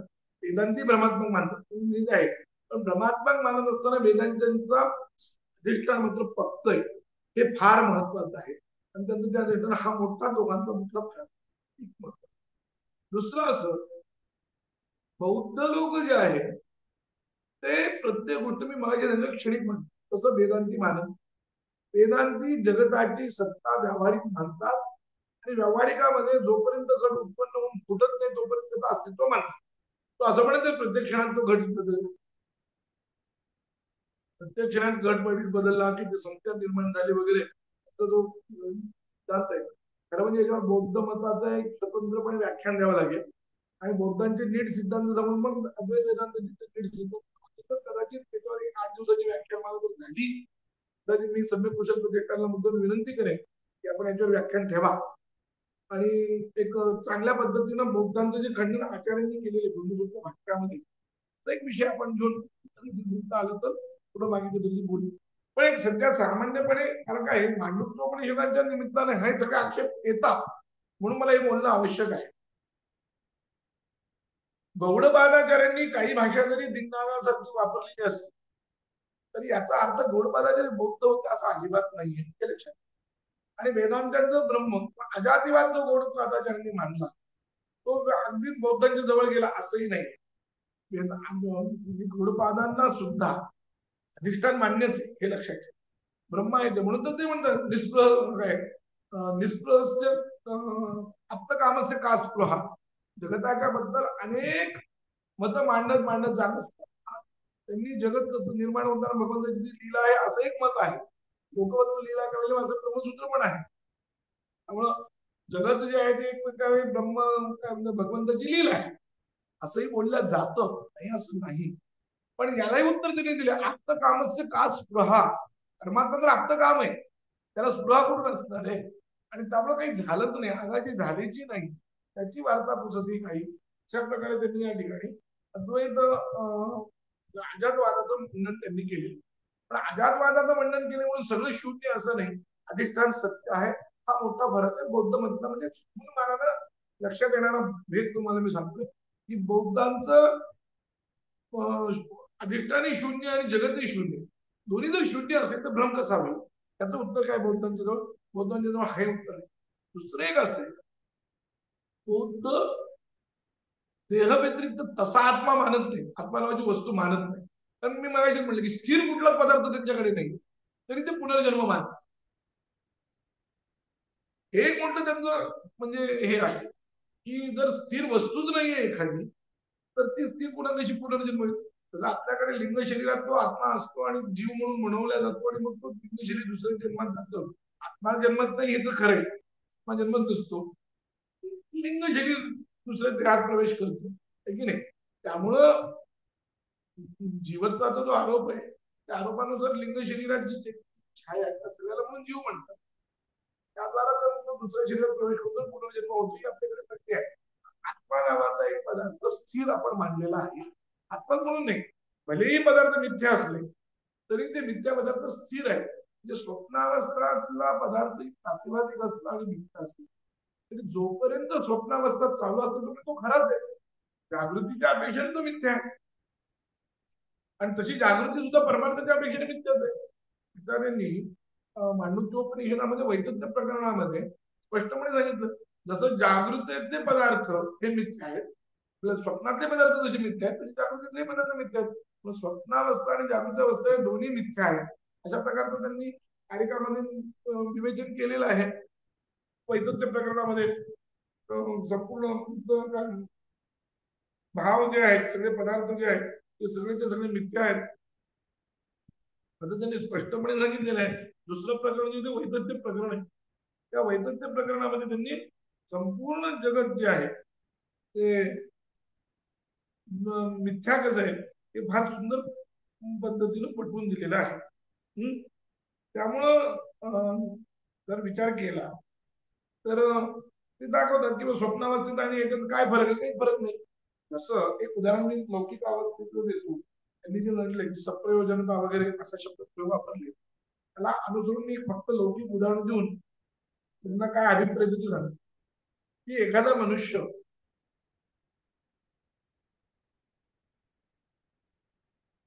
पोटभर जेवला, पंचपक्वान्नाचं जेवण जेवला आणि झोपला.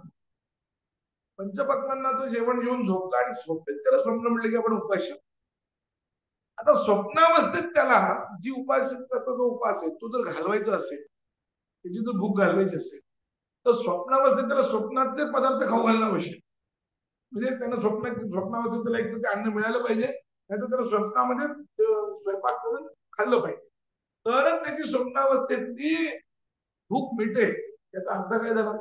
जागृतावस्थेतली जशी सप्रयोजनता आहे, जागृतावस्थेतल्या प्रत्येक पदार्थाचं काही प्रयोजन आहे. ते जसं जागृतावस्थेतलं भोजन हे तृप्ती देतं, तसं स्वप्नावस्थेतले भोजन तृप्ती देतच. म्हणजे सप्रयोजन दोन्हीकडे आहे अशा पद्धतीने सिद्धांत मांडलेला आहे. म्हणजे जागृत अवस्था आणि स्वप्नावस्थेत काही फरक नाही. जागृतीतलाही स्वप्न अवस्थेतले पदार्थ स्वप्नात काही उपयोगाचे नाहीत, स्वप्नावस्थेतले पदार्थ जागृतीत उपयोगाचे नाहीत. पण कुठलेच पदार्थ एका अवस्थेतले उपयोगिता नसल्यामुळं ते समानच दृश्य असल्याने दृश्यत्व हा हेतू त्यांच्या ठिकाणी समान आहे. आचार्यांनी काय सांगितलंय की संपूर्ण वैतत्यम सर्व भावाना स्वप्न आहुर मनीषिणः अंतस्थानात भावनम संवृतत्वेन हेतु. सगळ्या पदार्थांचं स्वप्नामध्ये काय सांगितलं? मिथ्यात्व सांगितलं. आणि त्याला हेतू काय? तर अंतस्तत्व संवृतत्वेन हेतू. संवृतत्व हा हेतू म्हणजे परिच्छिन्नत्व आहे. परिच्छिन्नत्व असल्यामुळं स्वप्नावस्थेमध्ये परिच्छिन्नत्व हा हेतू असल्यामुळं स्वप्नावस्थेतले सगळे पदार्थ काय म्हणतात त्याला मिथ्या ठरतात. पण मुख्य आपण जागृत आणि स्वप्नाचं जर एकत्र समयीकरण करायचं जर असेल, एकच संकलन करायचं असेल तर दृश्यत्व हा हेतू फार उपयोगाचा आहे. प्रपंचो मिथ्या दृश्यत्व असं अद्वैतांचं अनुमान आहे. दृश्यत्व हेतू म्हणजे काय? दृश्यत्वाचा अर्थ काय? तर दृश्यत्वाचे अर्थ खूप आहेत. महत्वाचा एक दृश्यत्व या शब्दाचा अर्थ आहे वृत्तीव्याप्तत्व. वृत्तीव्याप्यता जिथं जिथं जाते ते सगळं दृश्य. वृत्तीव्याप्तत्व हा अर्थ दृश्यत्वाचा स्वीकारलेला आहे. अद्वैत सिद्धिकारांनी 6 विकल्प वगैरे करून दृश्य केलं. त्यातला मुख्य अर्थ सांगतो वृत्तीव्याप्तत्व. वृत्ती जी परोक्ष असेल तर अपरोक्ष, परोक्ष अथवा अपरोक्ष अंतःकरणाची वृत्ती असेल नाही तर अविद्येची वृत्ती. या सगळ्यांनी या सगळ्या वृत्तीचा जो जो पदार्थ विषय होतो वृत्तीव्याप्तत्व म्हणजे वृत्ती विषयत्व. वृत्ती विषय वृत्तीचा विषय होणे. कारण काय आहे की स्वप्नावस्थेतले पदार्थ आणि प्रातिभासिक पदार्थ हे इंद्रिय वृत्तीचे विषय नाही. मग वृत्ती शब्दाचा एक अर्थ अविद्या आणि अंतःकरण वृत्ती दोन्हीला समान असलेला असा विषय दोन्ही दोन्ही घेतले. कारण काय की शुक्ती रजत रज्जू सर्प हे अविद्या वृत्तीचे विषय. इथं 2 वृत्ती असतात. त्यावेळेस आपल्याला भ्रम होतो. अद्वैत वेदांतानुसार 2 वृत्ती असतात. एक अधिष्ठान असलेले इदम म्हणून जे दिसतं किंवा अयम सर्प हा इदम रजतम अशा प्रकारचं जे आपल्याला ज्ञान होतं, हा सर्प आहे हे रजत आहे अशा प्रकारचं ज्ञान होतं. हे हा म्हणून जे आपल्याला पदार्थ दिसतो तो हे आणि हा जे आहे याच्या आकाराची वृत्ती जी असते ती मात्र चक्षुरिंद्रियाद्वारा बाहेर आलेली असते, ती असते ऐंद्रिय वृत्ती. पण त्या दोरीवर दिसणारा साप आणि त्याच्यानंतर शुक्तीवर दिसणारा रजत हे दोन्ही मात्र तिथं या ऐंद्रिय वृत्तीचा विषय नसतं, तिथं नसतं, प्रत्यक्ष नसतं. तिथं आपल्याला जो साप दिसतो तो वारुळातला साप इथं आला असं आपल्याला वाटतं. प्रत्यक्ष साप वारुळातच असतो किंवा रजत जे आहे ते सराफ्याच्या पेटीतच असतं. चांदी जी आहे ती सराफ्याच्या दुकानातच असते. पण तरी सुद्धा आपल्याला ती इथं दिसते. ती जी ज्या वृत्तीनं दिसते ती वृत्ती जी आहे ती वृत्ती म्हणजे अविद्या वृत्ती. तर वृत्तीद्वारा साक्षी भाष्यत्व यांना मानतात. म्हणून दृश्यत्व या शब्दाचा अर्थ वृत्ती व्याप्तत्व आहे. म्हणून दृश्यत्व हा हेतू आचार्यांनी मानलेला आहे. म्हणजे दृश्यत्व हा हेतू आचार्यांनी म्हणजे यांनी गौडपाद कार्यक्रमामध्ये यांनी सगळं मांडलेलं आहे की अंतस्थानात वेदानाम संवृत्त्वेन विद्यते वगैरे सांगून आचार्य या ठिकाणी म्हणतात यथा तत्र स्वप्ने दृश्यानाम भावानां वै तथा जागृतेपि दृश्यत्वम अविशिष्टम इति हेतुपदयः. दृश्यत्व जसं स्वप्नावस्थेमध्ये असणाऱ्या पदार्थांना दृश्यत्व जसं आहे तसंच दृश्यत्व म्हणजे वृत्तीव्याप्यत्व. दृश्यत्व या शब्दाचा अर्थ वृत्तीव्याप्यत्व हे स्वप्नातल्याही पदार्थांना जागृतातल्याही पदार्थांना समानच असल्यामुळं जागृतामधले सुद्धा म्हणून स्वप्नात दृश्यत्व जर समान असेल तर जर स्वप्नातले पदार्थ मिथ्या असतील तर जागृत येते समान. पण जागृत अवस्थेतले पदार्थ समानच आहेत. म्हणून ते काय म्हणतात बघा जागृत दृश्याना भावाना वैपत्य प्रतिज्ञा म्हणजे काय हा गौड कारिका द्वितीय प्रकरणाची चौथी जी कारिका आहे त्या कारिकेवर मी भाष्य तुम्हाला वाचून दाखवत आहे. अंतस्थानात भेदाना तस्मात जागृते स्मृतम यथा तथा स्वप्ने संवृत्तत्वेन भिद्यते. याचा काय अर्थ आहे जागृत अवस्थेतील दृश्य पदार्थांना वैतथ्य आहे अशी प्रतिज्ञा या ठिकाणी आहे. म्हणजे जागृत पदार्थ हा वितथा अशी प्रतिज्ञा अभिप्रेत न्यायाच्या परिभाषेमध्ये अनुमान मांडतात. जसं पर्वतो वन्यमान धूमाचे दृष्ट अनुमान आहे तर पर्वतो वन्यमान ही प्रतिज्ञा का धूमा या हेतू म्हणून. तसं आता इथं जागृत अवस्थेतले पदार्थ हे सगळे वितत आहेत ही प्रतिज्ञा का दृश्यत्व हा हेतू समान दृश्यत्वानिती हेतू असं आचार्य स्पष्टपणे सांगतात. कसं म्हणाले आणि दृष्टांत काय म्हणजे जसं पर्वतो वन्यमान धूमात महानस होत महानस हा जसा दृष्टांत आहे त्याचप्रमाणे तो म्हणजे स्वप्न दृश्य भाववत हा दृष्टांत. तसं म्हणाले ते दृष्टांताची उपपत्ती आचार्य आपल्या भाष्यात सांगतात यथा तत्र स्वप्ने दृश्यानां भावानां वैत तथा जागृती अपि दृश्यत्वम अविशिष्टम इति हेतुपदयः. तस्मात् जागृतीपि वैतत्वं स्मृतम् इति निगमनम्. अंतस्थानात् संवृत्तत्वेन च स्वप्नदृश्यानां भावानां जागृतदृश्येभ्यो भेदः दृश्यत्वम् असंतत्वञ्च अविशिष्टम्. म्हणजे स्वप्नामध्ये दृश्यत्व तर समान आहे मग दोन्हीतला फरक काय आहे स्वप्नावस्थेचा आणि जागृत अवस्थेचा फरक करण्याचं काय कारण आहे ते कारण त्यांनी इथं सांगितलंय की अंत समृद्धत्व जो हा हेतू आहे म्हणजे परिच्छिन्नत्व ते मात्र स्वप्नामध्ये समृद्धत्व आहे आणि जागृत अवस्थेत समृद्धत्व नाही एवढं फक्त फरक आहे. बाकी सगळं समान आहे असं आचार्यांना म्हणायचं. तर या पद्धतीने दृश्यत्व हा हेतू आपण केलेला आहे. दृश्यत्व म्हणजे वृत्तीव्याप्यत्व आणि वृत्तीव्याप्यत्वामुळे जागृत आणि स्वप्न पदार्थ समान आहेत हे इथं सांगितलं वैतथ्य प्रकरणामध्ये नियम. आता इथं काही लोकांचा एक आक्षेप येतो की आचार्यांना जसं व्यावहारिक सत्ता मान्य आहे तशी व्यावहारिक सत्ता ही गौडपादाचार्यांना मान्य आहे का असा एक प्रश्न किंवा गौडपादाचार्य फक्त दोन सत्ता मानून विचार करतात त्यामुळे आचार्यांचा विरोध आहे असं राधाकृष्ण वगैरे पंडितांचं म्हणणं आहे. पण हे पण मूलाधार राहील कारण काही ठिकाणी जर आपण नीट कारिका नीट पाहिल्या तर त्या सगळ्या कारिकांच्या बद्दल विचार केला तर आपल्या लक्षात येतं की या सगळ्या कारिकांमध्ये जरी मुख्यतः दोन सत्ता स्वीकारून विचार केला तरी व्यावहारिक सत्ता अमान्य आहे असं कुठेही सांगता येणार नाही. कारण जसं त्यांनी स्पष्टपणे व्यावहारिक सत्ता सांगितली नाही तसंच व्यावहारिक सत्ता नाही असंही म्हटलं नाही हे पण लक्षात. त्यामुळे अविरोधाचा विचार होतो. आचार्य एक मधलं भेद करतात जसं आपल्या महाराष्ट्रातल्या संतांचं जर उदाहरण म्हणजे एका ज्ञानेश्वर महाराजांचं उदाहरण देत तर ज्ञानेश्वर महाराज अमृत अनुभवामध्ये अविद्या मानत नाही. अविद्या न मानता सगळी उपपत्ती लावतात. सातवं काळ अमृत अनुभव होतो त्या अविद्या खंडन ते बोलून अविद्या नाहीचे म्हणतात. आणि ते ज्ञानेश्वर महाराज चांगदेव पासष्टी मध्ये मात्र अविद्या आहे म्हणून म्हणतात. त्याचा अर्थ काय जिथं अविद्या नाही असं म्हणतात आणि इथं अविद्या म्हणतात त्याचं कारण प्रक्रियेचा एक फक्त भेद होऊ शकतो. अधिकारानुरूप त्या ठिकाणी वर्णन केल्या जाऊ शकतं आणि यामुळे दोघांचं भेद आहे असं मानण्याची काही आवश्यकता नाही.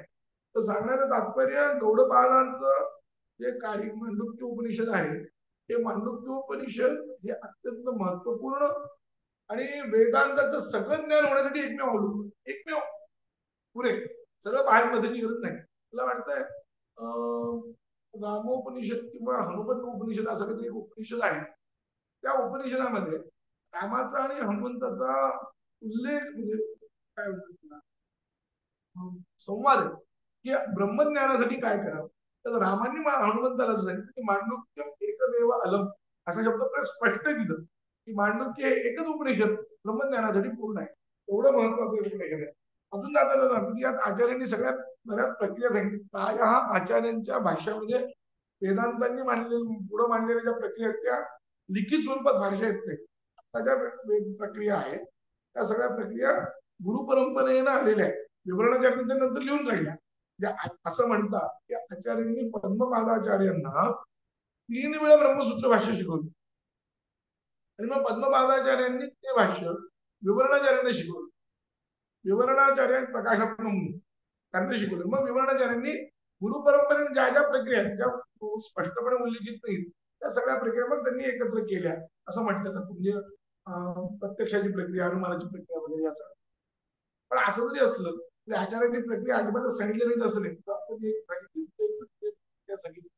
की सुषुप्त व्यवस्थेत सगळीकत्व स्पष्टपणे सांगितलं. तसंच आता एक होळेकर सिंगुरुमाले म्हणतात प्रातिभासिक वस्तू होतच नाही असं आचार्यांनी कुठं म्हटलेलंच नाही. त्यामुळे प्रातिभासिक वस्तू उत्पन्न होते की इतर लोक जे म्हणतात किंवा इतर टीकाकार जे म्हणतात ते आचार्यांचे दूर गेले वगैरे जे म्हणतात त्यालाही जर बघायचं पाहिजे तर मांडुक्य उपनिषदाच्या भाष्यामध्ये आचार्यांनी स्पष्टपणे त्या ठिकाणी प्रातिभासिक सर्प उत्पन्न होतो असं स्पष्टपणे या भाष्यामध्ये स्पष्ट सांगितले. इतर कुठे तुम्हाला ते वाक्य भेटणार नाही पण हे वाक्य इथं स्पष्ट तुम्हाला सापडेल. म्हणजे आचार्यांच्या भाष्याचं एवढं म्हणजे मी जे काही चिंतन केलं त्यात मला तरी हे भाष्य खूपच गंभीर आणि अत्यंत प्रौढ, अत्यंत तर्कयुक्त असं ते भाष्य आहे. म्हणजे सोपं नाही. ब्रह्मसूत्र जसं सोपं नाही तसंच हे भाष्य सोपं नाही. बाकी ईशावासोपनिषद किंवा कठोपनिषद भाष्य फार सोपे. आचार्यांचं बृहदारण्यकावरचं भाष्य थोडं प्रौढ आहे. बाकी छांदोग्यावरचं भाष्य तेवढं प्रौढ नाही. त्याच्यानंतर जर विचार केला प्रौढ भाष्य जर कशात असेल तर या मांडव्योपनिषद भाष्यावरच आहे. 40-50 मिनिट मला वाटतं झालेले आहेत. या एवढ्या वेळामध्ये फार काही सांगणं शक्य नाही आणि मला माहिती मी फार विषयकलित बोललेलो आहे हे मला माहिती. पण अद्वैत वेदांताचा विचार करत असताना या सगळ्यातच विचार करावा लागतो. भाष्य जर घेतलं तर एका दिवसात ते होणं शक्य नाहीये. भाष्याचा विषय खूप व्यापक आहे. यामध्ये काही शंका कोणाला असतील तर ते विचारू शकतात. पण या निमित्तानं मांडव्योपनिषदानं निमित्तानं थोडं बौद्ध आणि अद्वैत वेदांतांचे एक बद्दलचं चिंतन गुंतवून मी मांडलं. कारण तसे आधुनिक अभ्यासकांचं आहे. गौडपादाचार्य हे बौद्ध होते, मग आचार्याने त्याचा अर्थ बदलला म्हणजे असंही काही लोकांना म्हणणं आहे. पण तसं तर नीट चिंतन जर केलं तर ते काही सिद्ध होत नाही. आणि मी मागायचे नाही बौद्धामध्ये आणि अद्वैत वेदांतामध्ये सर्वात मोठा फरक हाच आहे की अधिष्ठान अद्वैत वेदांती खरं मानतात. बौद्ध अधिष्ठानच मानत नाही, निरधिष्ठान ब्रह्म मानतात जो की अनुभव शून्य आहे, अनुभवात घेतच नाही. अधिष्ठान नसताना कसं येणार ना, अशी सगळी स्थिती आहे. त्यामुळं या सगळ्याचं मूळ अजातवाद जो आहे की न निरोधो नचोत्पत्ती न बद्धो नच साधकः न मुमुक्षु न वै मुक्तः इत्येषा परमार्थता. जीवाची खरी अवस्था काय आहे या कारिकेमध्ये अजातवादाच्या द्वारा यांनी सांगितलं की तो उत्पन्न होत नाही, मध्ये नसतो, मोक्षही नसतो, मुक्तही नसतो. हीच खरी जीवाची अवस्था आहे, खरं परमार्थ आहे. मग हे सगळं शब्दप्रयोग कशाने होतो तर हे सगळे शब्दप्रयोग सापेक्ष आहेत असं आचार्य म्हणतात. गौडपादाचार्यांनी यातून ध्वनित करायचे. यातून हे जे ध्वनित करत असतो याचा दुसरा अर्थ हा पण होतो की व्यावहारिक सत्ता त्यांनी ध्वनित केली आहे. आणि त्यामुळं एक सहज मला सुचलं तेवढं फक्त वाचतो आणि माझ्या या भाषणाला मी काय म्हणतो त्याला विराम देतो की आचार्यांच्या मध्ये आणि गौडपादाचार्यांच्या मध्ये किती एकता आहे किंवा कसं आहे हे जर आपल्याला पाहायचं असेल तर दशश्लोकीवरची जी टीका आहे सिद्धांत बिंदू, त्या सिद्धांत बिंदूवरच्या टीकेच्या प्रस्तावनेमध्ये महामोपाध्याय वासुदेव शास्त्री अभ्यंकर जे महाराष्ट्राचं फार मोठं भूषण होतं, त्यांनी जे लिहिलं आहे ते संस्कृत भाषेच्या त्याने अत्यंत सुंदरच आहे, संस्कृत भाषेच्या दृष्टीने फार महत्वाचं आहे. आणि म्हणजे त्याची भाषा भाषा सौंदर्य पण खूप मोठं आहे, पण त्यांनी जे दिलंय ते पण फार महत्वाचं आहे.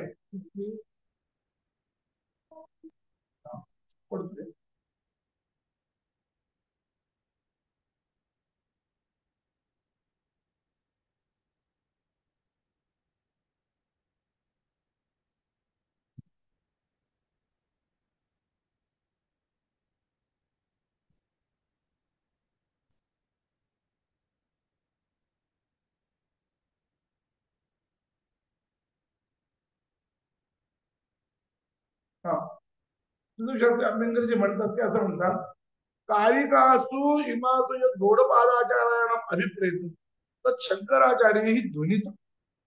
म्हणजे याचा अर्थ असा आहे की या गौडपाद कारिकामध्ये जे गौडपादाचार्यांना अभिप्रेत होते ते शंकराचार्यांनी फक्त ध्वनित केलं आहे. यत गौडपादाचार्य ध्वनित तर शंकराचार्य प्रतिपादित, आणि जे शंकराचार्यांनी ध्वनित केलं ते प्रतिपादित केले. त्याच्यानंतर यत गौडपादाचार्य हे प्रतिपादित तर शंकराचार्य ही साधित. गौडपादाचार्यांनी जे प्रतिपादन केलं त्याचं साधन करण्याचं उपपादन करण्याची आचार्यांनी. त्याच्यानंतर यत तथैव यत गौडपादाचार्य साधित तर शंकराचार्य ही सिद्धांत प्रतिष्ठा. आणि हे गौडपादाचार्यांनी उपपत्तीनं सांगितलं तर आचार्यांनी सिद्धांत म्हणून प्रतिष्ठित केलेलं आहे. तथैव गौडपादाचार्य तुच्छ म्हणजे ध्वनितम तर शंकराचार्य ही प्रणिंदितम. गौडपादाचार्यांनी जे तुच्छ फारसा विशेष विचार नाही असं म्हणून त्याच्याकडे दुर्लक्ष केलंय, त्याही गोष्टीचा आचार्यांनी अत्यंत जोरदार त्याची निंदा केलेली आहे. गौडपादाचार्य हे निंदित तर शंकराचार्य साक्रोश अधिक, आणि ज्याचा निंदा गौडपादाचार्यांनी केली त्या विषयाबद्दल आचार्यांनी अत्यंत अभिनिवेशपूर्वक त्याचं खंडन केलेले आहे. यात गौडपादाचार्य साक्रोशम अधिक तर शंकराचार्य अनभितमित परित्यक्तम. आणि ज्या ठिकाणी गौडपादाचार्य अभिनिवेशपूर्वक एखाद्या गोष्टीचं खंडन करतात त्या ठिकाणी शंकराचार्य मित्र ते अनभित महत्व सोडून देतात. गौडपादाचार्य अनभित म्हणजे शंकराचार्य अवस्कंदितम. आणि जे अनभिमत म्हणून गौडपादाचार्य सोडून देतात, शंकराचार्य त्याला एकदम तुच्छ समजून सोडून देतात. यात गौडपादाचार्य अवस्कंदितम तर शंकराचार्य निर्मूलम उन्मत्तम. आणि जे गौडपादाचार्यांनाही अत्यंत अवस्कंदित वाटतो, फारच तुच्छ वाटतो, त्याचं शंकराचार्य मात्र निर्मूल उन्मंथन करतात. संक्षेपता इत्तम प्रतिपादनीयम भवती. हे वाक्य कदाचित समजतील, तुम्ही तसं कसं सांगतो. गौडपादाचार्याणाम परंपरेया शिष्यता श्री शंकराचार्याः गुरूणां गुरुतमैः गौडपादाचार्यैः प्रवर्तितं मायावादं न केवलं प्रतिपादयामासु किन्तु स्वमति विभवेन बुद्धि प्रभावेन अतुल प्रतिपादन शैल्या अप्रतिहत तर्कशक्त्या व्याख्यापयामासु साधयामासु प्रस्थापयामासुश्च. अत्यंत हृदयस्पर्श हा हे त्यांच्याबद्दलचं प्रतिपादन आहे. त्याच्यातून आचार्य आणि गौडपादाचार्य त्यांचा ऐक्य पण आपल्याला लक्षात येतं. पण आधुनिक आक्षेप आधुनिक अभ्यासक जे आहेत ते फार वरवर विचार करतात. संपूर्ण ग्रंथाचा विचार करून उपक्रम उपसंहार वगैरेचा विचार करून जर उत्तर दिले, जर आक्षेप घेतले तर ते आक्षेप खरे ठरतात. वस्तुतः पुष्कळ वेळा यांचे आक्षेप जे आहेत ते अभिनिवेशपूर्वकच आहेत. जसं अविद्या माया हे शब्द सुद्धा आचार्य भिन्न भिन्न अर्थाने वापरत नाही, एकाच अर्थाने वापरतात असं त्यांचं म्हणणं आहे. राधाकृष्णांचं मला वाटतं मागे मी एकदा सांगितलं होतं, लिहिलेलं आहे. तुमच्या गुरुजींनी त्याच्यातही कशी सूक्ष्मता आहे ही दाखवली आहे. पण सूक्ष्म एक शिकया जर विचार केला तर गौडपादाचार्यांचा जो विषय आहे तो पूर्णपणे अद्वैत मत आहे, अजातिवाद आहे. अजातिवाद हा उत्तम अधिकाऱ्यासाठी असल्यामुळं आचार्यांनी मध्यम अधिकाऱ्यासाठी मध्ये एक व्यावहारिक सत्तावाद मिथ्यात्ववाद सांगितला. मिथ्यात्ववाद आणि अजातिवादमध्ये काही फारसा फरक नाही, पण बुद्धांच्या शून्यवादा आणि अजातिवादामध्ये प्रचंड भेद आहे हे मगाशी सांगितलं. आणि ते निरधिष्ठान भ्रम मानतात आणि आपण साधिष्ठान ब्रह्म मानतो. आणि अधिष्ठानाशिवाय ब्रह्म मानणं हे अनुभव शून्य आहे. आचार्य आपल्या ब्रह्मसूत्र भाष्यामध्ये बौद्धांना निरंकुशत्वात ते तुंडस्य असं म्हणतात. म्हणजे तुझ्या तोंडाला काही लगाम नाही असा त्याचा अर्थ आहे. की बौद्धांना म्हणतात बोलताना हे उत्तर देताना आचार्याने अधिक्षेप केला की तुमच्या ह्याच्यात काही अर्थ नाही. असो, अशा पद्धतीनं यथाशक्ती यथामती ही गौडपादाचार्यांच्या या कार्यकाळी भाष्याचा एक फारसा धावता आढावा कितपत योग्य झालेलं मला माहित नाही, कितपत मुद्देसूद झालंय हे पण मला माहित नाही. फक्त जे काही झालंय ती आचार्यांची सेवा आहे. आणि यदत्र सौष्ठवम किंचित तत् गुरोरेव मे नाही, यदत्र असौष्ठवम किंचित तत् ममैव गुरोर नाही. त्यातलं जेवढं काही चांगलं ते परमपूज्य महामहोपाध्याय ज्ञानेश्वर शास्त्री कस्तुरी गुरुजींचं आहे. आणि जे काही चुकलं आहे ते निश्चितच माझं आहे, एवढंच या निमित्ताने सांगतो. सम्यक कुशल प्रतिष्ठानचे असलेले श्री उदयजी कुमटेकर त्यांचा माझ्या विद्यार्थी दशेपासून माझ्यावर लोभ आहे. तेव्हापासून त्यांचं माझ्याकडे लक्ष आहे आणि त्यामुळं त्यांचा आग्रह असतो की अशा कार्यक्रमात तू सहभागी झालं पाहिजे. त्या आग्रहानुसार मी आज सहभागी झालो. मला तारीख बदलून दिल्याबद्दल पुनश्च एकदम सगळ्यांचे धन्यवाद मानतो. त्याच्यानंतर वैशाली आणि गोस्वामी ताईंचे पण विशेष आभार मानतो आणि आपल्या सर्वांचे आभार मानून यथाशक्ती झालेली सेवा पुन्हा एकदा आचार्यांची समर्पित पाहिला पूर्ण करतो. श्रीमद जगद्गुरु शंकराचार्य स्वामी महाराज जय. मनापासून धन्यवाद. खरं म्हणजे या सगळ्याच कार्यक्रमाला अनेक लोकांचा सहभाग आणि त्याचबरोबर सहयोग या दोन्ही गोष्टींमुळं हे सादर होत असतं. आणि खरं असे विषय लोकांच्यापर्यंत नेण्यासाठी तळमळीनं काम करणारी माणसं सोबत असावी लागतात. त्यापैकी तुम्ही आहात. त्यामुळे आपले खरंच मनापासून आभार. या उपक्रमामध्ये आपण नित्यवर्षी सहभागी होता, आम्हाला सहयोग देता. आदरणीय प्रमोद शास्त्री कुलकर्णी यांचे मनापासून मी आभार मानते. अत्यंत उत्तम असं चिंतन आणि ते सर्वांग परिपूर्ण अशा पद्धतीचं, तुलनात्मक याही पद्धतीचं आणि खंडन मंडनात्मक अशा अंगानं आजची मांडणी त्यांनी केली. खरोखर खूप आवडली. आज आणि एकूणच सगळे 10-12 दिवस या सगळ्या कार्यक्रमाचा आभासी पटलावरती काम करणारा आमचा सहकारी चिरंजीव अश्विन याचेही मी आभार मानते. या प्रतिष्ठानचे अध्यक्ष सचिव आदरणीय उदयजी कुमठेकर सर आणि आदरणीय डॉक्टर प्राचार्य गंगाखेडकर सर या दोघांचेही मनापासून आभार मानते. या सगळ्या प्रक्रियेमध्ये आपण जे लोक सहभागी होत आहेत, श्रद्धेनी जिज्ञासेनी या कार्यक्रमाचा लाभ घेत आहेत, या अशा सगळ्या रसिक श्रोत्यांचे मनापासून मी आभार मानते. आणि उद्याच्या कार्यक्रमाची सूचना थोडी करते.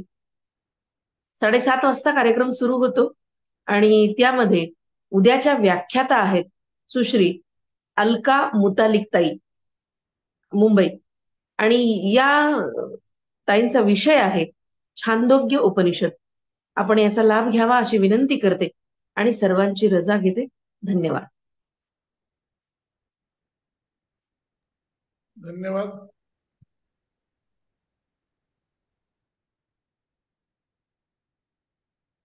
मगाशी येऊन गेले का तुम्ही?